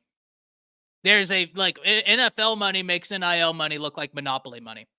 So I hear you, but there's a massive difference in maybe $1 million in NIL and a $9 million contract, of which a good portion of that is going to be guaranteed. And that's through 4 years. And furthermore, this is the thing we always forget about. And Jay, it's not just you, but this is what I see so many people fall victim to whenever they're saying like, oh, well, NIL is a thing now. NIL doesn't cease to exist because you get to the NFL. Like, I think that Kool-Aid will continue a name, image, and likeness contract with Kool-Aid based on that. NIL is not just simply relegated to college football. So he can continue his off-field revenue streams through NIL and the NFL plus the guaranteed money. Though, once again, it is certainly an interesting conversation because you're right. Like, you are right. And there's no taking away from that fact. You have certain guys in college football that are making big bucks in NIL, but NIL doesn't just cease once you leave college. Now, it might be more difficult because you don't have a name for yourself like on the NFL level. And that's true, right? Like, you might be less likely as a rookie to get a NIL deal because you just haven't proven yourself, or there are so many veteran players in the NFL that it could be more difficult. I think that's probably 100% true. But if I look like Kool-Aid, in my opinion, the company Kool-Aid would be foolish not to continue their name, image, and likeness deal with Kool-Aid McKinstry. Hell, if I was Kool-Aid, I'd be running ads on like the Disney Channel and Nickelodeon or Cartoon Network with Kool-Aid McKinstry and kind of doing a joint effort, right? Like they used to when I was young, and I don't know if they still do. When I was young, they used to do the Play 60, sponsored by the NFL, where it was trying to get kids to go outside and play for at least an hour a day. I'd be doing kind of joint commercials, Kool-Aid with that. And I know that kind of seems like an oxymoron because, you know, you have a sugary drink mixed with like, hey, go outside and be active. But at the end of the day, I just think there's a lot of opportunity there. But certainly a good point. No doubt about it. Does he really? Okay, so yeah, I didn't even hear about this, but that's awesome. That's unbelievable to hear. That's so cool. Roll Tide from Germany. Which Bama player was drafted into the best situation in your opinion? Oh. I think that I'm not going to lie, guys. I think that Arnold is in a great situation. Detroit has really been killing the draft. I think Detroit has been absolutely killing the draft here recently. And I can't think of a Bama player, and I look at them and I'm like, oh, you're in a bad situation. I think, and Jay, I completely agree with you. I think the Saints is a great location for Kool-Aid. Plus, people in this region are familiar with him. So he gets to continue the regionality thing, right? Like it's like they know who he is. They watched him play on Saturdays, and now he gets to go over there. But I can't think of a Bama player off the top of my head I'm looking at, and I'm like, ugh, I hate that. I hate that fit. And I saw someone comment on Friday, and they were saying, guys, I disagree with Coach Sean and myself about the Penix situation. They said that, oh, I love Penix going to my Falcons. Understand, I think Coach Sean and I's point wasn't that Michael Penix is not a good pick. I think Michael Penix is going to be a really talented guy. Anybody in the undefeated will tell you I'm as high on Michael Penix as anybody. I just don't understand why you sign Kirk Cousins to the deal you do when he's coming off of an injury and then draft a quarterback that highly. That's the only argument I think Coach Sean and myself had. It was nothing to do with Penix, the player. It was more to do with Atlanta, the front office. That was our contention with the pick. It had nothing to do with Michael Penix. It had everything to do with Atlanta's front office. I think that's where we were kind of like, okay, that's odd. I think that's a great one. The Kool-Aid one is good. I love Arnold going to Detroit. Detroit has done great work in the draft. But ladies and gentlemen, Dallas Turner. Listen, I was so upset. I was so upset at the Vikings. For those of you that don't know, I am a Vikings fan. Don't know why, but I am. I actually do know why. It's because my dad went up to a horse show when I was very young and judged in Minnesota. And the guy who did the horse show gave him all of this Minnesota stuff. And like every time the guy would come down to Texas to ride horses with my dad, he basically indoctrinated me into being a Minnesota Vikings fan. And even then, like, I just enjoy NFL football. But the Vikings, like, absolutely drove me up a wall picking J.J. McCarthy with their first pick. It didn't make any sense not to knock J.J. McCarthy, but why not save your draft capital? Listen. Here's what the Vikings could have done because they spent so much draft capital in trades. I'm going to give y'all a situation, what they could have done. They could have still picked up Dallas Turner, by the way. Great pick. Love the Dallas Turner pick. They needed an edge rusher. They get Dallas Turner. I think he's the best edge rusher in this group. Love that pick. But then you go into the second round. You use the draft capital that you traded for your first one because they gave up so much. You take Spencer Rattler. You need a cornerback. You take Kool-Aid. You would have gotten 2 first-round guys in terms of quality, plus Spencer Rattler, who personally I think might have higher upside than J.J. McCarthy, but that's just me. That's just me. And I know there might be people raising their eyes when I say that. Listen, I'm an idiot. If I'm wrong on that, I'm wrong on that. You can throw tomatoes at me. That's perfectly fine. I make a good target for tomatoes, right? You can throw them at me. But I watched Spencer Rattler in the SEC have no semblance of an offensive line make throw after throw after throw after throw. And this is a guy that a lot of people questioned him after what happened at Oklahoma. And he answered those questions at South Carolina. He became a leader at South Carolina. He answered a lot of questions I had. So I think if you're Minnesota, why spend all that draft capital in the first round trade you did? Get Dallas Turner, use the second round to then make all of your trades. Kool-Aid falls out the first round. Minnesota needs a cornerback. Go get Kool-Aid and then go get Spencer Rattler. What a draft that would have been. Can you imagine how they would have been talking about Minnesota's draft if we wake up Monday morning and it said, hey, Minnesota, what'd you do in your first 2 rounds of the NFL draft? Oh, we got Dallas Turner, we got Kool-Aid, and we got Spencer Rattler. You'd be sitting there like, well, geez. That's incredible. And you didn't have to use 2 first-round picks because Kool-Aid just so happened to fall? I mean, come on now.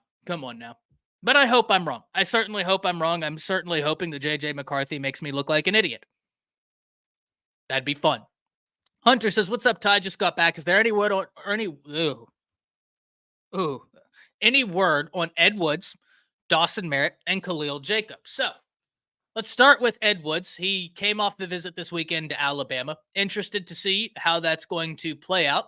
Currently visiting Michigan State, so I believe we will have a decision, maybe tonight, but I would imagine tomorrow. That's just me purely guessing, though. Just me absolutely 100% purely guessing. I won't shy away from that. But I do think a decision will come sooner rather than later. Alabama, I feel like they have to be in a good position. It's Alabama, right? Like, what they do in terms of the NFL. Alabama sent their usual truckload to the NFL. And then you combine that with the fact that you have Kayin debor in Washington sending a bunch of guys to the NFL. So love that. I think Alabama is as good as chance as any with Ed Woods. The only question I would have, Hunter, is if he thinks that playing time is more linear at Michigan State. And if that's the case, that's the only way I see Alabama not getting Ed Woods, is the playing time situation. Right? That's the only thing I can think of. Though when we go to Dawson Merritt, I believe he's on his visit to Nebraska. He canceled his other visits. And I think that bodes well for Alabama. Listen, Nebraska under Matt Rule, rest in peace, my father. He would absolutely be so disappointed in me if I said this and he was alive. They don't compare to Alabama. And I'm not trying to be harsh, but they are in the middle of a rebuild. Alabama, I mean, the facilities Alabama has, the run Alabama is doing, and then you have a coach that has been successful everywhere. I think it's likely that he comes Bama, but once again, Matt Rule has gotten some big-time recruiting wins in the past, and Matt Rule did a great job at some of his previous stops.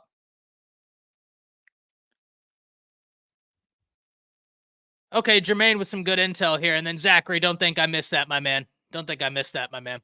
But the 499 saying, why would the Vikings trade a game manager quarterback for That was my exact argument, Zach.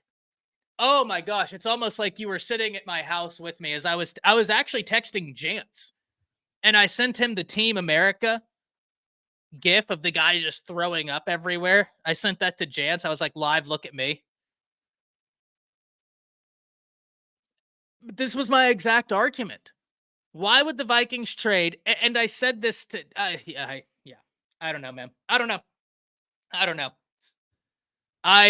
Listen, JJ McCarthy is a smart dude, super smart quarterback. He's not going to put you in positions to fail, but he had 7 games last year where he didn't pass for over 200 yards. And you could say, oh, well, that's because they didn't need to. You're going to need to in the NFL.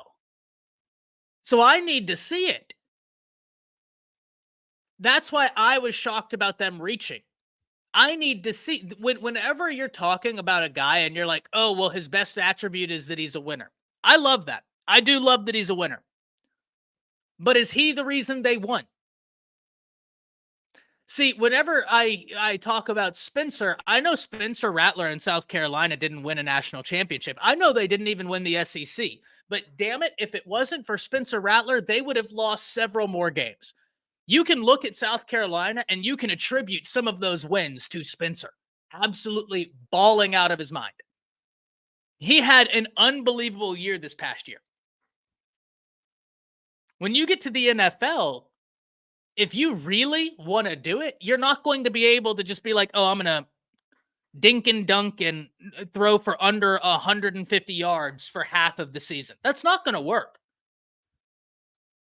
And if it does work, well, I'm going to look like an idiot, but you know what? That's fine.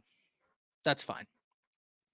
Patrick, I believe I saw, hey, Bama fan, just made it to the hospital. My 3rd son is about to be born. Congratulations, Patrick. Congratulations.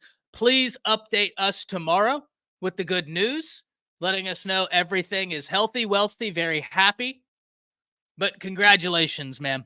That's awesome to hear. Wish the best for you. Wish the best for your wife. Wish the best for your family. And can't wait to hear about the good news tomorrow. Or, heck, I know you're going to have a newborn, so we might not see Patrick for a bit. Or we might see Patrick sneaking in here saying like, hey, guys, I'm in the bathroom. I had to get my Roll Tide fix in. But either way, Patrick, awesome to hear. we'll certainly be wishing, praying, hoping for the best, and can't wait to hear the continued good news tomorrow, ma'am. Or Wednesday, whenever you get a chance to come back in here. Because I know with a newborn, you're going to be busy, my man. But certainly everybody in the Undefeated will keep you in their thoughts. They'll keep you in their prayers, and we'll certainly be wondering and looking forward to the good news tomorrow. I wanted to hit this because I got a little distracted because I am a squirrel. Like Ted Lasso says, I am a goldfish. I think we get Woods, Ty. 0-3 reported he considered canceling his visit to MSU. Didn't know that, but that's really good. But took it instead. He was blown away by the visit, and he likes the weather. Yeah, you know what? He's coming from Arizona. He's coming from Arizona. So the heat is not going to be something that affects him. Listen, I was in Arizona this summer. We went through Arizona with my wife and I. We took our honeymoon, was a road trip from Dallas to California. Went right through Arizona, and it's hot. Okay? There's no two ways around it. It's hot as hell. It was ridiculously hot. So that's not going to affect him any. Yeah, the defense was incredible there, and they had an unbelievable rushing attack. And listen, I understand that JJ put them in positions to be successful. There's no questioning that from me. JJ made plays to continue drives and his fourth quarter first Bama was very impressive. I give him that. But I don't think it was impressive enough to trade up. That's just my 2 cents. Dry, heat, and humid are two very different things. Hot is hot, my brother. You're talking about someone who's used to the dry heat, and then I go and I'm down in Houston quite a bit. And you're right. You're right. It is two different things. But I personally, I would take humidity over being in Texas being in North Texas and it's 115 degrees in the shade. Oh my God, I hate that. I hate that. I'd much rather have the humidity because at least in the humidity you start sweating. I know that's going to be a hot and contentious take. I'm already getting ready for the booze and the tomatoes to be thrown at me, and that's fine. That's fine. I accept that fate. I'm here for that fate. But I'm not backing down. I'm not backing down. Reading the heat, it's hot is the understatement in the year. Yeah. Cook says, I'm from Louisiana. I'll take heat over humidity. That's a humid take, Ty. That's a good one, Rocket. I like that a lot. And compared to Southern humid, so I could, yeah, maybe this is the case, Jeremy. I can only compare it to like Houston, but Houston gets humid. Now, granted, I can't compare it to like Louisiana, where Cook is from. I'm not from there, but I can't stand up here in North Texas. Yeah, I'm in the DFW. I'm in the DFW, John. I can't stand this heat up here, man. I remember being young, going to football practice, and you'd go by, like after football practice, you'd go by the bank and they'd have the temperature and it'd be 112. And it's just like, this sucks. This absolutely sucks. At least in the humidity, in my opinion, you can start sweating. And when you start sweating, like it helps cool you off. But also, I haven't been there. Well, see, I have heat-induced asthma, so I can't breathe in the dry heat here. Yeah, I can't speak to that level of humidity. So, but I'm not backing down. I'm not backing down. I'd rather not sweat and have allergy issues. I got used to. See, nope, they couldn't admit. Nope, nope. I just said, send me to Vietnam. I'm not doing that. I do not like dry heat at all. At all. That's when I all of a sudden, that's when I have to get my albuterol. I have to get my inhaler, and it's not good. Not good at all. Anyways, let's talk about, we talked about Dawson Merritt. We talked about Ed Woods. Let's talk about the linebacker from South Alabama. Ronald Thompson asks, Ty, what does the linebacker from South Alabama bring to Bama football? A few things. First and foremost, unbelievably productive. That dude can ball. He can play some football, and he can play some football at a high level. The other thing I'd turn your attention to is he knows Womack's defense. He's someone who can come in there day dot and start coaching everybody because he can be a coach on the field. It's part of the reason why I love having a Malachi Moore back there, because even though, yes, we're seeing a defensive philosophy switch, Malachi Moore has seen so much football. He's so experienced. He's such a smart football player that he's going to be able, in my opinion, to hit the ground running in this defensive philosophy switch. It's not going to phase him the same way it'll phase some of the other people. Because, yes, the freshmen, they don't know any other defense, so you'd think like, oh, they're going to be able to get this down quickly. It's much different coming from high school to college when so much more is being asked of you, where Malachi, he can be told something by Mo Linguist, by Coach Hitchler, and he can think back to all the experience he has and say, I understand what they mean, right? I get it. So it's kind of like being a coach on the field type situation. Now, that being said, Ronald, Bama's linebacker room is super, super, super deep. Super deep. That is a really strong suit. So I'm going to be interested to see where he ends up going. But he is a really talented player, super productive player, and would be able to insert himself, if he chooses Alabama, into this linebacker rotation and instantly be like, oh, yeah, I know this. And you can't ever argue with like that type of depth. Right? If he wants to come and be like, oh, well, I'll just be a rotational piece this year. I know that Lawson's the dude. I know that Jahad Campbell is the dude. But I can be a dude, right? Like I can be a guy that whenever you sub out, you're not worried about like a lack of or any sort of diminishment from your linebacker play. And I'm going to be the dude next year. If that's his attitude, by all means. You're better than me, Moon. I was in Vegas. That's the first. We went from Vegas. We went from Arizona up to Vegas to California. I thought I was going to die. I would tolerate DF. I've never had hard 8 barbecue, my man, but everybody tells me I need to go. I certainly love barbecuing on my own. I got a smoker out back, and every single weekend I'm probably throwing something on that smoker. If there's a UFC, like if there's a big UFC card, I'm throwing brisket, pork butt, ribs, making some, if I have some leftover pork, I'll make some smoked pulled pork mac and cheese. Ooh, burnt ends, we get down. Tate says, Ty, we need a DM from, I know. I don't think he's going to end up entering Tate. But I was always forthright with everybody. And I said, I have no reason to believe, I don't know that he'll enter the transfer portal. I'm not saying he's going to enter the transfer portal, but that was always like my wish. Kind of like Saban was talking about that defensive back that got drafted in the first round. And he was like, man, we were really wishing he was entering the transfer portal. That was always my take on Ricardo Hallman, where it's like, if he enters, I'm going to be very, very happy. But I did always maintain that I'm not sure if he would enter. It doesn't look like he is. That really sucks. I was hoping that connection to Hitchler would work out. Because being a guy like Hitchler, the players love him. Now you're at Alabama, a shot in the dark, a shot that didn't land. But thank you for the $1.99 donation, Tate, and thank you for being here with us on this Monday morning. Well, have you changed your shirt 3 times in a day? No, I'm proud with it, brother. I'm proud with it.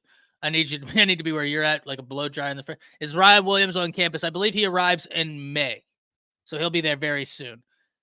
Adam, my man, happy you're here with us on this Monday morning. Good to see you. Juwan says Mobile is one of the most humid cities in the United States. Yeah, and like I said, I only know, and I can't even say that I'm super versed in it, but I only know like Houston humidity. And so if y'all are in the undefeated are telling me like, oh, Ty, there's a difference between like the Houston humidity and then the Alabama, Louisiana humidity, I have nothing to go off of but to trust all of you. I certainly don't think, I certainly think you're probably 100% right. So that would be a great precursor. Oh, that's a great point, Jermaine. That's a great point. Let's unpack this one. Jermaine, always having great comments, my man. Thank you so much for contributing to discourse. Jermaine says, ooh, voice is getting a little shaky. Jermaine says, Ty, Jacobs is a version of what they want Duke Johnson to be, so he would be a great precursor to what could be. Love that comment, man. Love that comment. And especially if, like I said, this is a move with 2025 in mind. I mean, what a better way to have Duke Johnson get acclimated, right? Than by having a guy that's like, hey, that's what we're like visioning for you, that. And you get to be on campuses the same time as him. That could be very enticing. Very, very enticing. Ephraim says 2024 Z Nationals, September 27th to the 28th. Too soon. Headquarters, Atlanta Motorsport Park. You don't have to bring a Z to register. Excuse me. I'm sorry about that.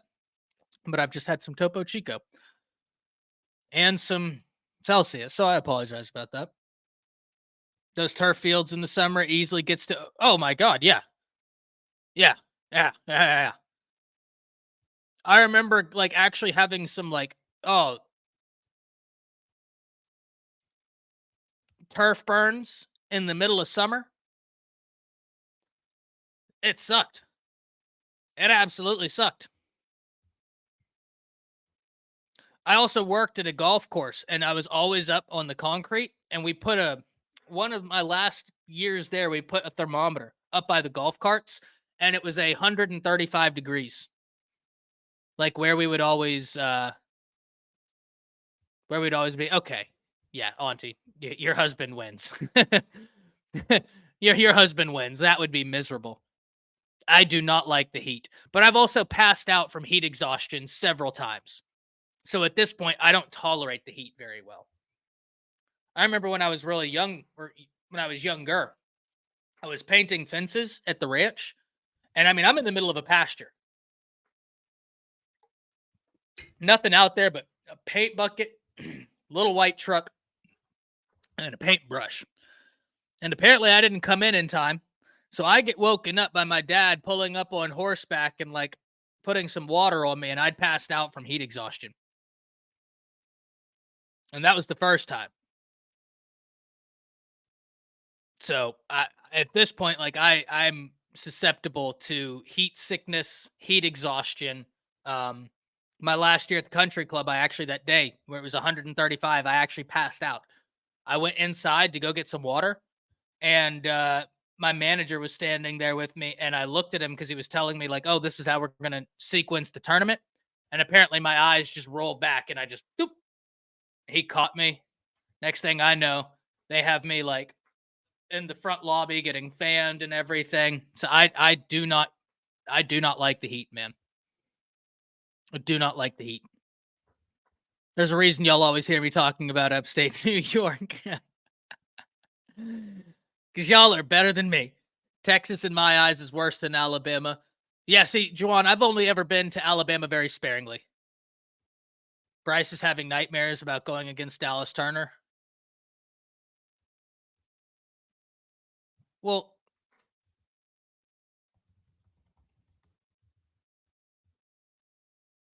I thought that, hold on.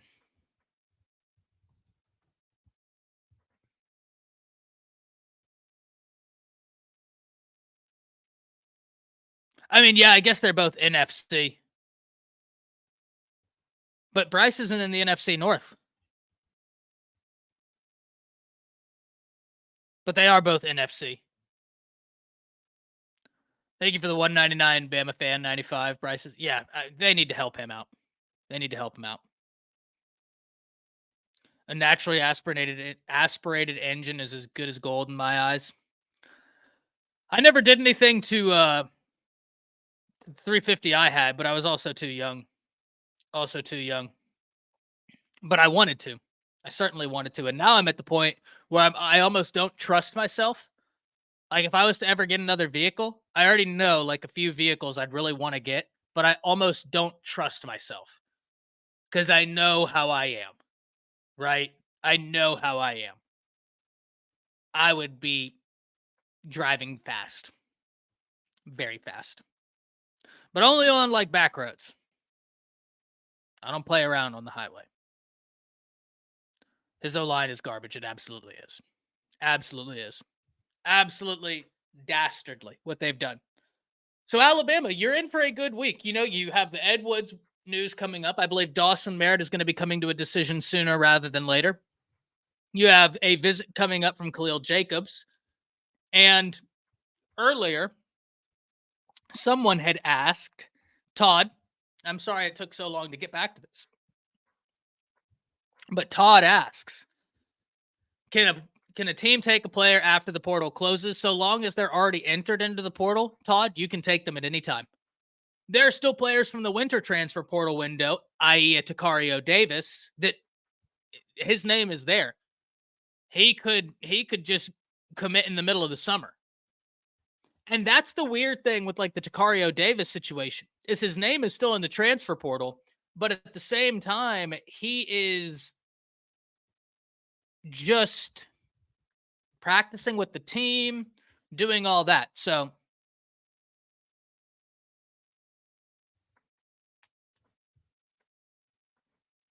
it's you know, it's interesting, but you can commit at any time. My phone is absolutely blowing up right now. I always get a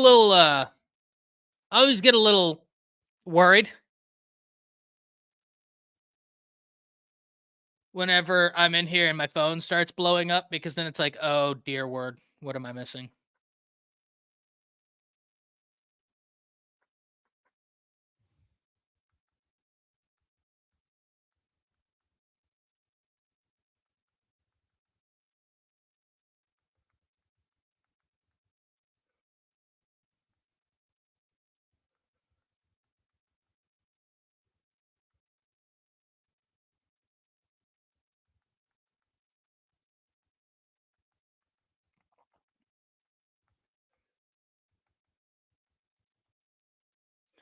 Sorry.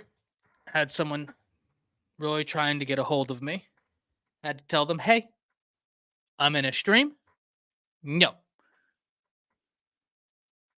Luckily, nothing crazy, because my word, usually whenever I get blown up like this, I am worried, like, oh God.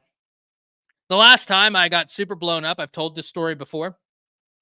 I just told everybody that, hey, I got off a stream. I believe it was Tuesday night. And I'm like, hey, you're not going to see me for the next week. You'll see me on Monday. I'm not making any content over the next week.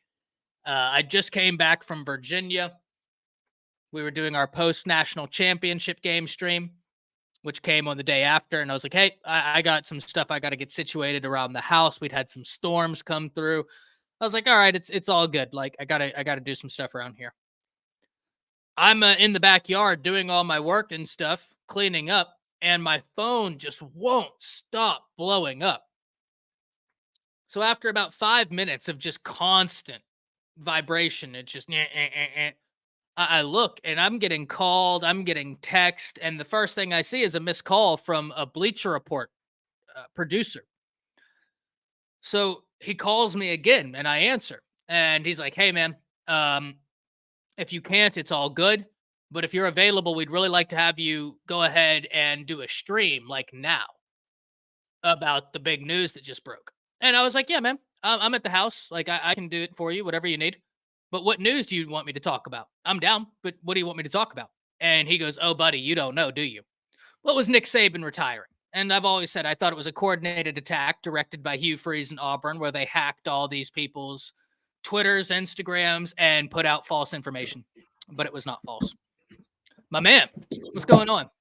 What's up, brother? How you feeling? Oh, I'm good, man. You know, just sitting up here talking into a microphone is normal. Man, you know what I'm excited about? What's up? My segment tonight. I'm gonna have it set up, baby. The whole PC, you know how I got the freaking mixer and everything. It's about to be back active, baby. No more laptop action. No more laptop action. Ty, why are we so quiet on the set? Time out. What is going on here? What the heck No, is you going know me. What I just the- talk. What the cheesecake and bacon? Crushed. Okay. Oh, that's not good, Zachary. Same here, because I made a mistake once when I was a kid and had a souped up go-kart and had it land on Whoa. Yeah, not cool. Where did I That's walk my in on? dream car, Ephraim. I got to oh my god, what was the Corvette a few years ago? The ZR was it the ZR1 Corvette? So one of my dad's friends had a ZR1 Corvette. Actually, a guy by the name of Bob Loomis. He had the biggest longhorns in the nation. Smook, that's actually where I got my longhorn from. Yeah. Was Bob Loomis on like it was my whenever I was in kindergarten for my birthday, he calls my dad and he's like, "Hey, bring Ty up here. Y'all come up here to Oklahoma. I got a birthday present for Ty." So he puts us all on four-wheelers. We're out in the middle of he's got like 3,000 acres up there in Oklahoma. And he just was like pointing at his longhorns. He said, "All right, whichever one you point at, it's yours. That's your birthday gift, man. Whichever one you want, it's yours." So that's how I got the longhorn. I was like, "That one." And he was like, "All right, just load him up." And that he just gave me it. But he let me drive his ZR1 Corvette. Ooh wee. Love it. Bad boy was different. So I got a my cousin Tavares Jackson, he had a I can't remember what version of the Corvette it was, but it had the Viper engine in it. Okay. And when I say that's the scariest feeling, to feel a car like pulling from under you, like that's scary, man. That's scary. I'm not built for that. Like I like driving, I like riding fast. You know, I like to get it up every now and then. But bro, that's a lot of power, especially when you know how to drive. When you can drive a manual, you can feel it coming out of. Man, bro, that's all I drove. Well, they probably engine swapped at speed. I think that's what he was saying. Is that he probably did an engine swap or something. Mm-hmm. Now I have an uncle, and then we'll get on football, right? But I have an uncle up in upstate New York. I love him. He's such a hippie, right? He's so funny. He's actually an author. Has wrote books that are in schools and stuff. But he's got that new Tesla, the Plaid. The one that goes 0 to 60 in like 2.1 seconds. Yeah. And so he stopped it in the middle of the road in upstate New York, and he put it in track mode, and the thing lowers, you can feel it go down, and then he launched it. And he's got videos on YouTube of my wife and I, my mom, he was in there doing it with, but then he let me drive it. And I launched that thing, and we looked down. And I mean, you think you're at like 80 miles an hour because you haven't gone that far. I looked down, and we're at 135 and just climbing. And I was like, all right, this is what I need. I need one of these bad boys. And my wife was like, absolutely not. You're not getting that. And so that's, plus I don't have the money. But if I had the ability, you bet your sweet Bippy, I'd be rolling around in one of them bad boys. AJ Williams said, is Tavares Jackson. Yeah, that's my first cousin, man. From Montgomery, Alabama. Graduated from Sidney Lanier High School, class of 2003. I believe he was class of 03. No, he was before that. He was 98, 99, 2000. So wait, my sister's 02. So he had to be 2000 or 2001. One of those years was Tavares' year. Y'all know he went to Arkansas for that first year. Had to sit out a year to go to Alabama State. And then after that, that's all she wrote, man. That's wild. I didn't know that. You didn't know Tavares Jackson was my first cousin? Mm-mm. Man, I got pictures of his houses used to be off of Pike Road in Montgomery, Alabama. A lot of people that's familiar with the area, they know Pike Road is right outside of Montgomery. And they got nice houses out there. Ty, I've never seen a flat level house so big. So, I mean, flat level, one level, no upstairs and downstairs, just flat. I think it was like 14, might have been 1,300 square feet. I mean, 13,000. I'm sorry, 13,000. It was huge, man. His house was huge. Like I would walk, so you could walk in the game room in the back, and it's like on the other side of the game room is like his training facility stuff. And then, but you go through that same game room and go to the right, it's like a whole nother sitting area, eating area. Then you go through that eating area, you go around to the back room, it's pool house where like 6 guests could stay at the pool house. And then the main hallway where all the rooms at, man, it's almost like walking like a hotel hallway. Like all the rooms are 10 by 8, 10 by 12, like big rooms. I think he had like 9 bathrooms. It was crazy, bro. It was crazy. He did his thing. The pool was nice. Had 3 different, tri-level pool where you had the jacuzzi, you had another small pool, then you had the big pool. Nice yard, had a half field out there for training. It was crazy. It was crazy. Well, we got a transfer portal entrant that we might need to talk about, not from Alabama, but a cornerback that was an all Big Ten honorable mention this past season, transferring from Indiana, and that's Kobe Minor, 6 foot 185 from Lake Dallas, Texas. Now, I think Texas might be a team to watch here just because Texas has had 2 players that they kind of thought were going to be contributors enter the transfer portal, and it really undermines why I hate this SEC rule. Terrence Brooks was being recruited heavy by Alabama in high school. He's transferring. He would be an unbelievable get for Alabama. Like, out of all the defensive backs in the transfer portal, that would be my number 1 target. Can't touch him.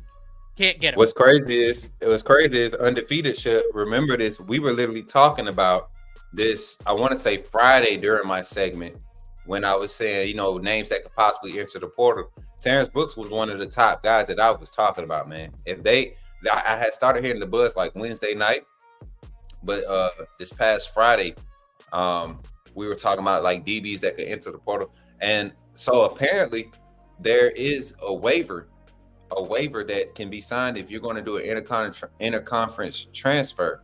And it's highly likely that a lot of these waivers are going to get approved by some of these teams that are making good cases for players to come to their school and for these players to make their case to go to these interconference schools.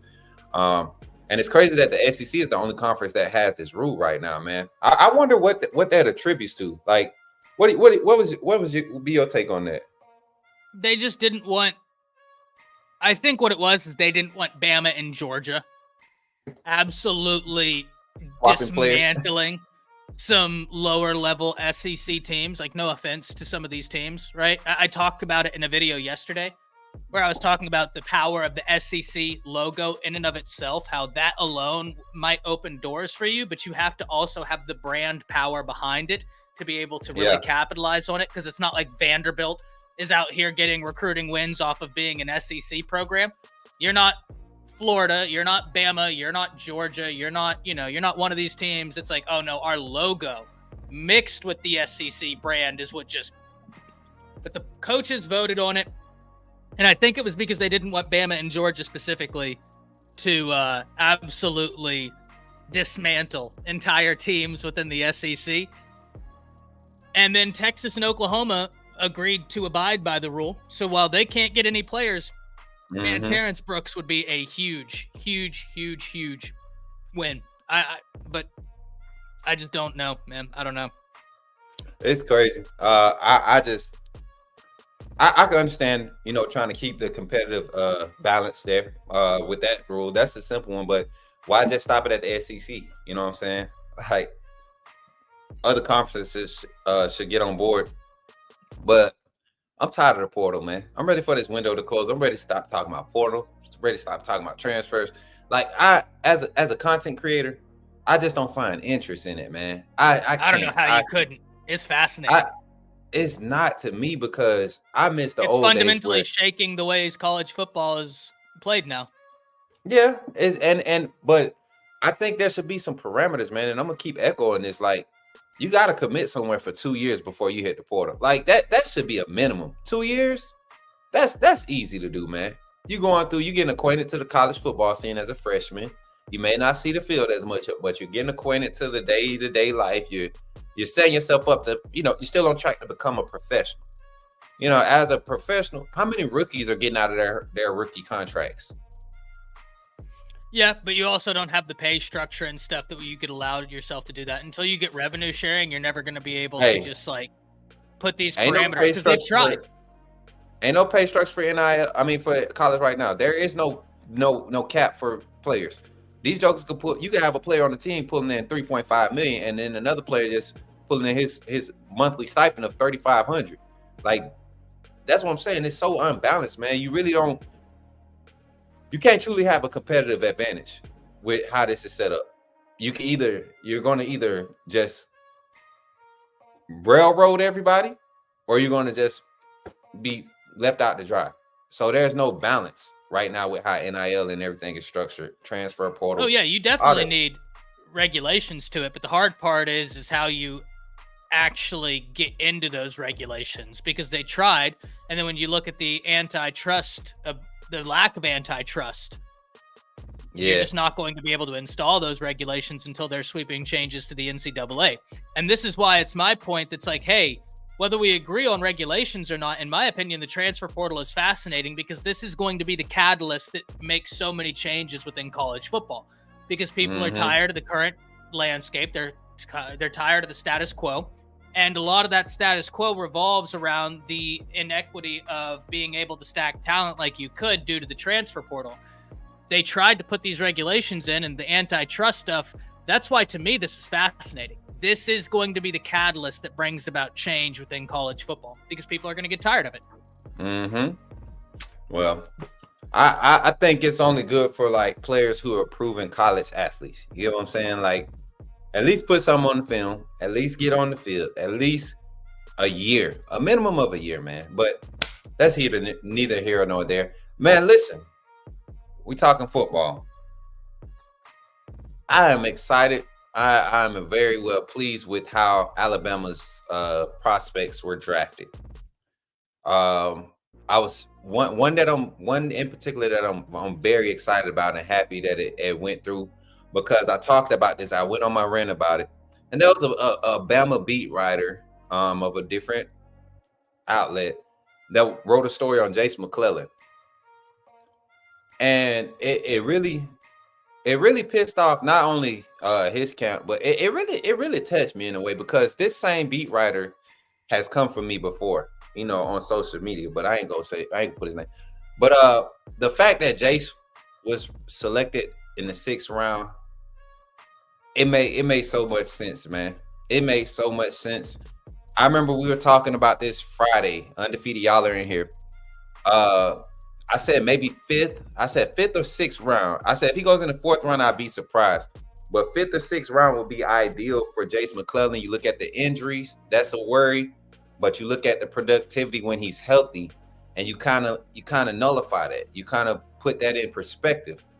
Same thing, kind of your point you had on Kool-Aid, Ty, with putting the fact that Jace did his private pro day. And if y'all haven't seen it, I'm going to keep talking about it. Go check out my channel, Jace's pro day workout, his private pro day workout. I did a nice little cut, nice little edit of him, and he was very well pleased with it. That actually, I actually got some love from him, his agent, his mom, his aunt. But you go look at that pro day workout, and Jace is doing all of that on a broken foot. Not a fractured foot, a broken foot. You're talking about the broad jump. You're talking about the vertical. You're talking about the 40. You're talking about the speed drills, back drills. You're talking about everything that you would have seen him do at the combine. He did it. And he came out of, all right, unofficial, I think his 40 was a 4.49. His unofficial was a 4.49. So I look at that. I say, okay, we already knew he had kind of like long speed, right? His ability to go lateral, extend plays lateral, get lateral, and then, plant his foot and get upfield. That was something that was to highlight. And his hands out of the backfield. Jace McClellan has some of the best hands. And I keep alluding to that Texas A&M game. That catch was just amazing. Luck or not, that just requires a certain set of hands and skill set and balance and just all of that tied together. So to see him go in the 6th round, not only to go in the 6th round, but he gets to stay home in Atlanta. I might be able to ride by and see him today type stuff, because he going to be here in Atlanta. I think it's a good opportunity for him. Playing right there with Bijan Robinson, they got a little history together, So I think it's going to be good for him. I think he gets healthy. He makes the roster. And Jason have a long career in the NFL. What was one of your surprises in the draft, Ty? That my Vikings traded up to get J.J. McCarthy. Terrible. Terrible. Terrible. Because I'm going to tell you why right now. I'm going to tell you right now why it's terrible. You give up all that draft capital to do that. I'm going to pose you a different scenario, and I want you to see how this sounds. Okay, so I love their second first round pick, getting Dallas Turner. We needed the edge rusher. Okay, had to have that. But instead of giving up all the draft capital, coach, once Penix is off the board, the quarterback truly I believe they wanted to take, why not get Dallas, use the other pick to trade out of the first round, accrue more second round picks, and then in the second round, and I grit it, hindsight's 50-50, but coach, at the point where Kool-Aid McKinstry fell into the second round, I want you to imagine how we're all talking about Minnesota's draft today. If they look and they say, okay, in the first round, you get Dallas Turner, and in the second round, you get Kool-Aid and you get Spencer Rattler. Come on now. That would have been a masterclass of a draft, right? Like Titanic violin playing masterclass. Ty, you know how happy I was as a Falcons fan when they drafted Michael Penix? Do you know? Now, this and Falcons fans, y'all probably gonna laugh, but I was so happy that I thought about it. I was like, we just gave Kirk Cousins $150 million to come in here and draft a.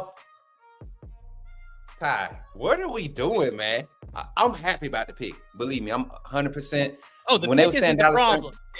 It's the front office. The front office, right? Like, and then it's like, I see people like, why did we go get it? Well, first of all, you got Kirk Cousins. We don't know if he's gonna hold up.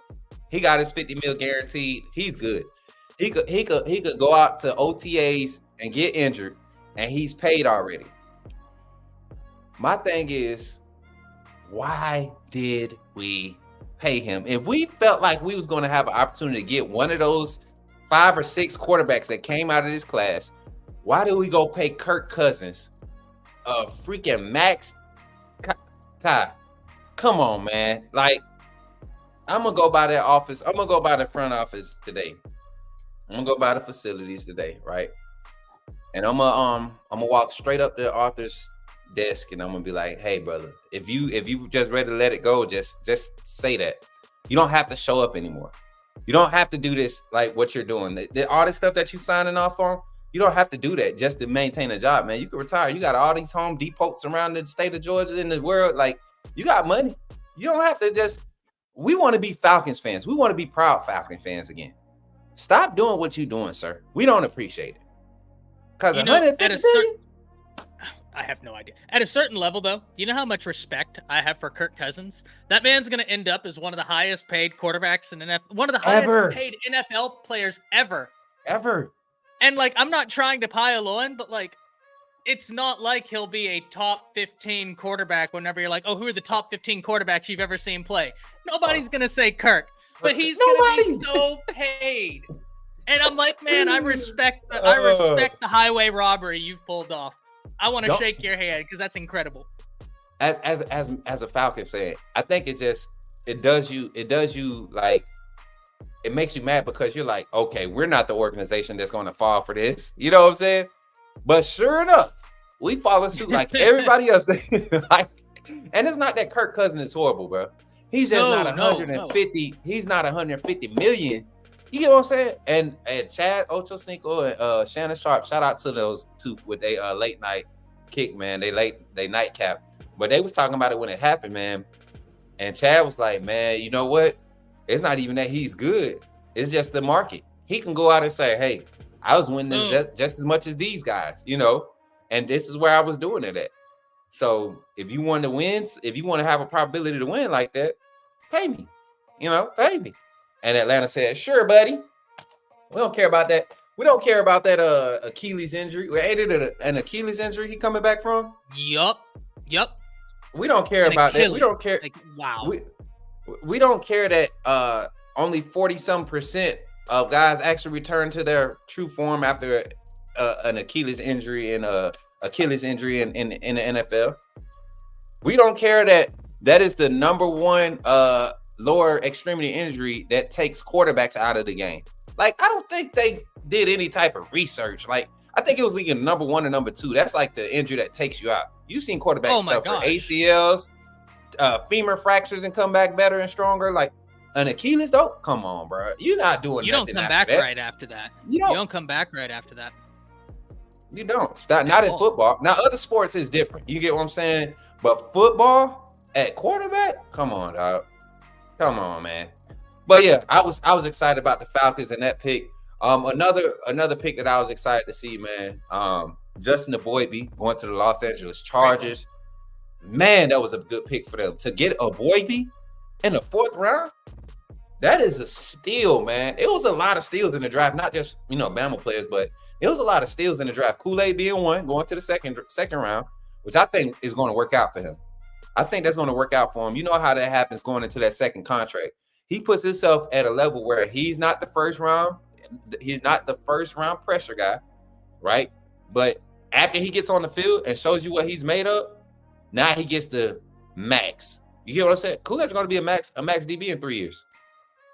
Oh, no doubt. No doubt. I'm just upset that he didn't go first round. Listen, I get it. I'm not trying to be reductionist and say, second round isn't good. Second round is objectively unbelievable. He's a first round talent.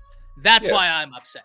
Now, I will say, I love that show you're talking about with Shannon and Ocho, but Ocho, he's out of his damn mind if he thinks he's going to go in there and compete with Max Holloway in a UFC fight. He said that, and I was like, Chad, he's going to take your leg the first time, and then whop, it's going to be over.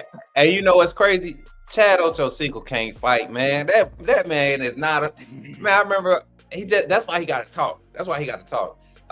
You know what my favorite Chad? Since we're on Chad, bro, and that's one of my favorite wide receivers of all time. Footwork all king. Time. All time. Footwork, Mr. Magic, sweet feet himself. Best releases ever to step on the field, bro. Nobody's jamming Chad Johnson at the line. Nobody's jamming Chad Johnson. I remember they showed a practice clip. I think it was like they what's they called the NFL OTAs? Not the OTAs, but the training camp. Hard Knocks. Yep. So when he was with the Bengals at Hard Knocks, they were doing drills, right? One-on-ones. Chad Johnson said, you need 2 people over here. They brought two DBs over there. He splits them off the release. Neither one of them could jam him. So he was like, send 3. And they brought a 3rd one over, and that's finally when they was able to stop my boy in spring training. I was like, yeah. But my favorite clip of Chad Johnson, and I think that Chad Ochocinco, I think the chat gonna remember this too. Y'all remember when he tried to blindside Ray Lewis? And then like 2 plays later, he came over the middle and Ray took him and the Ravens player out. And Chad's helmet just flies like 15 yards back.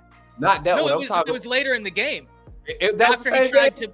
I think so. After he tried to blindside him later in the game, he came. It was later that season. It was later that season. Okay. It was the second meeting of the year because Ray Lewis said, "I seen him trying to get me," and that's what he said. Chad said, "Man, I tried to knock the hell out of Ray. That bubble." He said, "It's a brick wall, man." He said, "I knocked the wind out of myself trying to knock Ray out." He was on the sideline talking to the coaches. Man, that joke was crazy, man. Ray just dropped his shoulder, right, Antoine. That was so funny, man. But yeah, man, it's always good to look at these players in the NFL. That's what I was really going to talk about today, man. I was just excited to see all the Bama players. I think the only person that didn't get drafted from Bama was Tresman Marshall, which is, I told y'all my assessment of him at the pro day workout here at Bama. And I'm surprised Jalen Key was Mr. Irrelevant.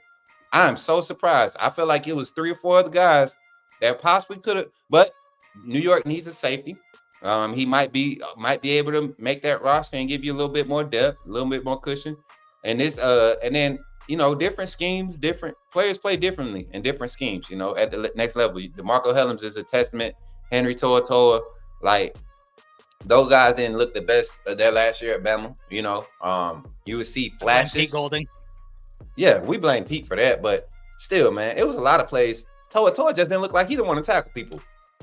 Like, plain and simple. He would put his head down, eyes closed, like diving at ankles for no reason. Like, but Jalen Key, man, I mean, even his 40 his running form on his 40 at Pro Day was just I didn't realize how bad he runs. And I forget which panel it was on the show we used to be on, Ty, over on the Bama Standard. But they were talking about that when he first came, and they were saying like they didn't expect Jalen Key to be a starter. They knew he would come in and compete, but they didn't expect him to be a starter. More so thought Trey Amos would be the one pushing for a solidified starting position. And you seen what Jalen Key came in and did. But like I said, Boygby to the Chargers, Jace McClellan to the Falcons. Were you surprised to see Jermaine Burton go to Cincinnati? Nah, man, and I'm gonna tell you why. Because if you follow a lot of these guys who no, don't get me wrong, there are the people who cover the draft, and then there are the people who cover the draft, where they're breaking down all 22, posting the clips, being like, no, this is why if you follow those people, they were talking about Jermaine Burton being like, oh my gosh, this is going to be a diamond in the rough in this draft, because he is really handling all these different types of coverages thrown at him. He's really like excelling like in so many different areas. People were really impressed that we're checking out the film with Jermaine Burton. So I always thought that, man, he's going to be a really solid pick somewhere. They're going to be very happy. Jordan, this is the exact reason why I said Cincinnati did a great job, because they lost T. Higgins, one of the wide receivers established, but he's not the T. Higgins that came to fame, right? You go look at Jermaine Burton and that wide receiver core that Burrow's going to have available now. You add Jermaine Burton to that, and I guarantee you they're going to go into this offseason. They're going to pick up another wide receiver. Either they're going to pick up a hybrid tight end, somebody to get up in there behind what's the kid's name? Their tight end? I forget his name. Hayden? It's not Hayden. I have no idea. Like I said, I'm not. I ever since I did Bleacher Report, I didn't watch any NFL this year that wasn't the playoffs, just because I was so busy doing. Listen, football. I'm literally just getting back on it, Ty. Like literally. So I don't know if you know, but this weekend I was in Panama City. There were some recruits down in Panama City. We were all kind of following the draft, talking to a few of them. Can't disclose names just yet because we have some edits coming out. But yeah, just watching the draft. And a name that they were excited about, these recruits who are interested in Bama, a name that they was real happy to see come off the board in that first round, Terrion Arnold. That dude is about to be a star. He said it at the draft. That dude is about to be a star, man. And there's so many kids that play that safety corner mixed, like they just play DB, right? They look at Terrion Arnold's development, his progression, and they are trying to go and do some of the similar things. They're trying to get some of those similar looks out there. I like it for him. I like it for Terrion going in that first round. I told y'all also before, like where he went. Yeah, man. I mean, now a team that did their homework for the draft, the Saints. You know who else? The Buccaneers. The Buccaneers did their homework for the draft. They really did. When they went and got Chris Broswell early, I knew they were gonna make a few more focuses on that offensive side, and them jokers was gonna come through with some nice picks. They came through with some nice picks, man. Yeah, for sure. And I love Kool-Aid at the Saints. I just, man, I'm still pissed, man. He's a first round cornerback. I've never seen someone get punished for not being tested at a cornerback. Like, what are we doing here? What are we doing? But the fact that, like you said, man, and I've always been a real stickler on Kool-Aid, because I feel like some plays he would just it's no fault to him, man. It's just natural. You go 70 play or 54 plays in the game before you tested in the passing game. That's crazy. It was one game, I think it was 39 plays ran before they threw a ball in Kool-Aid's vicinity, like his a 10-yard radius of Kool-Aid. And I want to say it was the Kentucky game. And the two times that they did throw it, they went 1 or 2. But it was a pass off coverage when they did complete it. So it wasn't really on Kool-Aid. But yeah, to see him go in the second round, it kind of pisses you off. But if you know the game, if you know the NFL, second round's not bad at all. It's not the only thing you're missing out is that first round money. Second round is not bad at all. Usually you only got 30.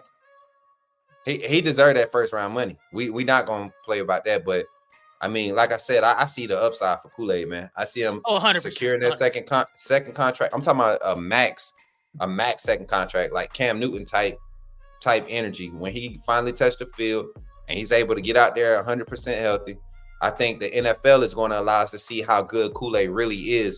And then with Terrion, I think we're going to see how good he's going to get. Like Terrion, I believe, is still going to get better and better. He's one of those players you're like, anybody watch Dragon Ball Z growing up? Which guy in the Z series was it that would like was it Cell? Like he would like use his tail to suck people up and absorb their energy, and he would just continue to evolve. Like the more people, so I look at Terrion like a Cell. You know what I'm saying? Like he just every time he go up against a solid wide receiver, he just shows up the next play. Like he just continues to get better. You see him getting better during games. You don't see Terrion making multiple mistakes in a game. You see him getting better during games. So I can't wait to see how he develops on the NFL level. And then I know the chat was talking about Dallas Turner too.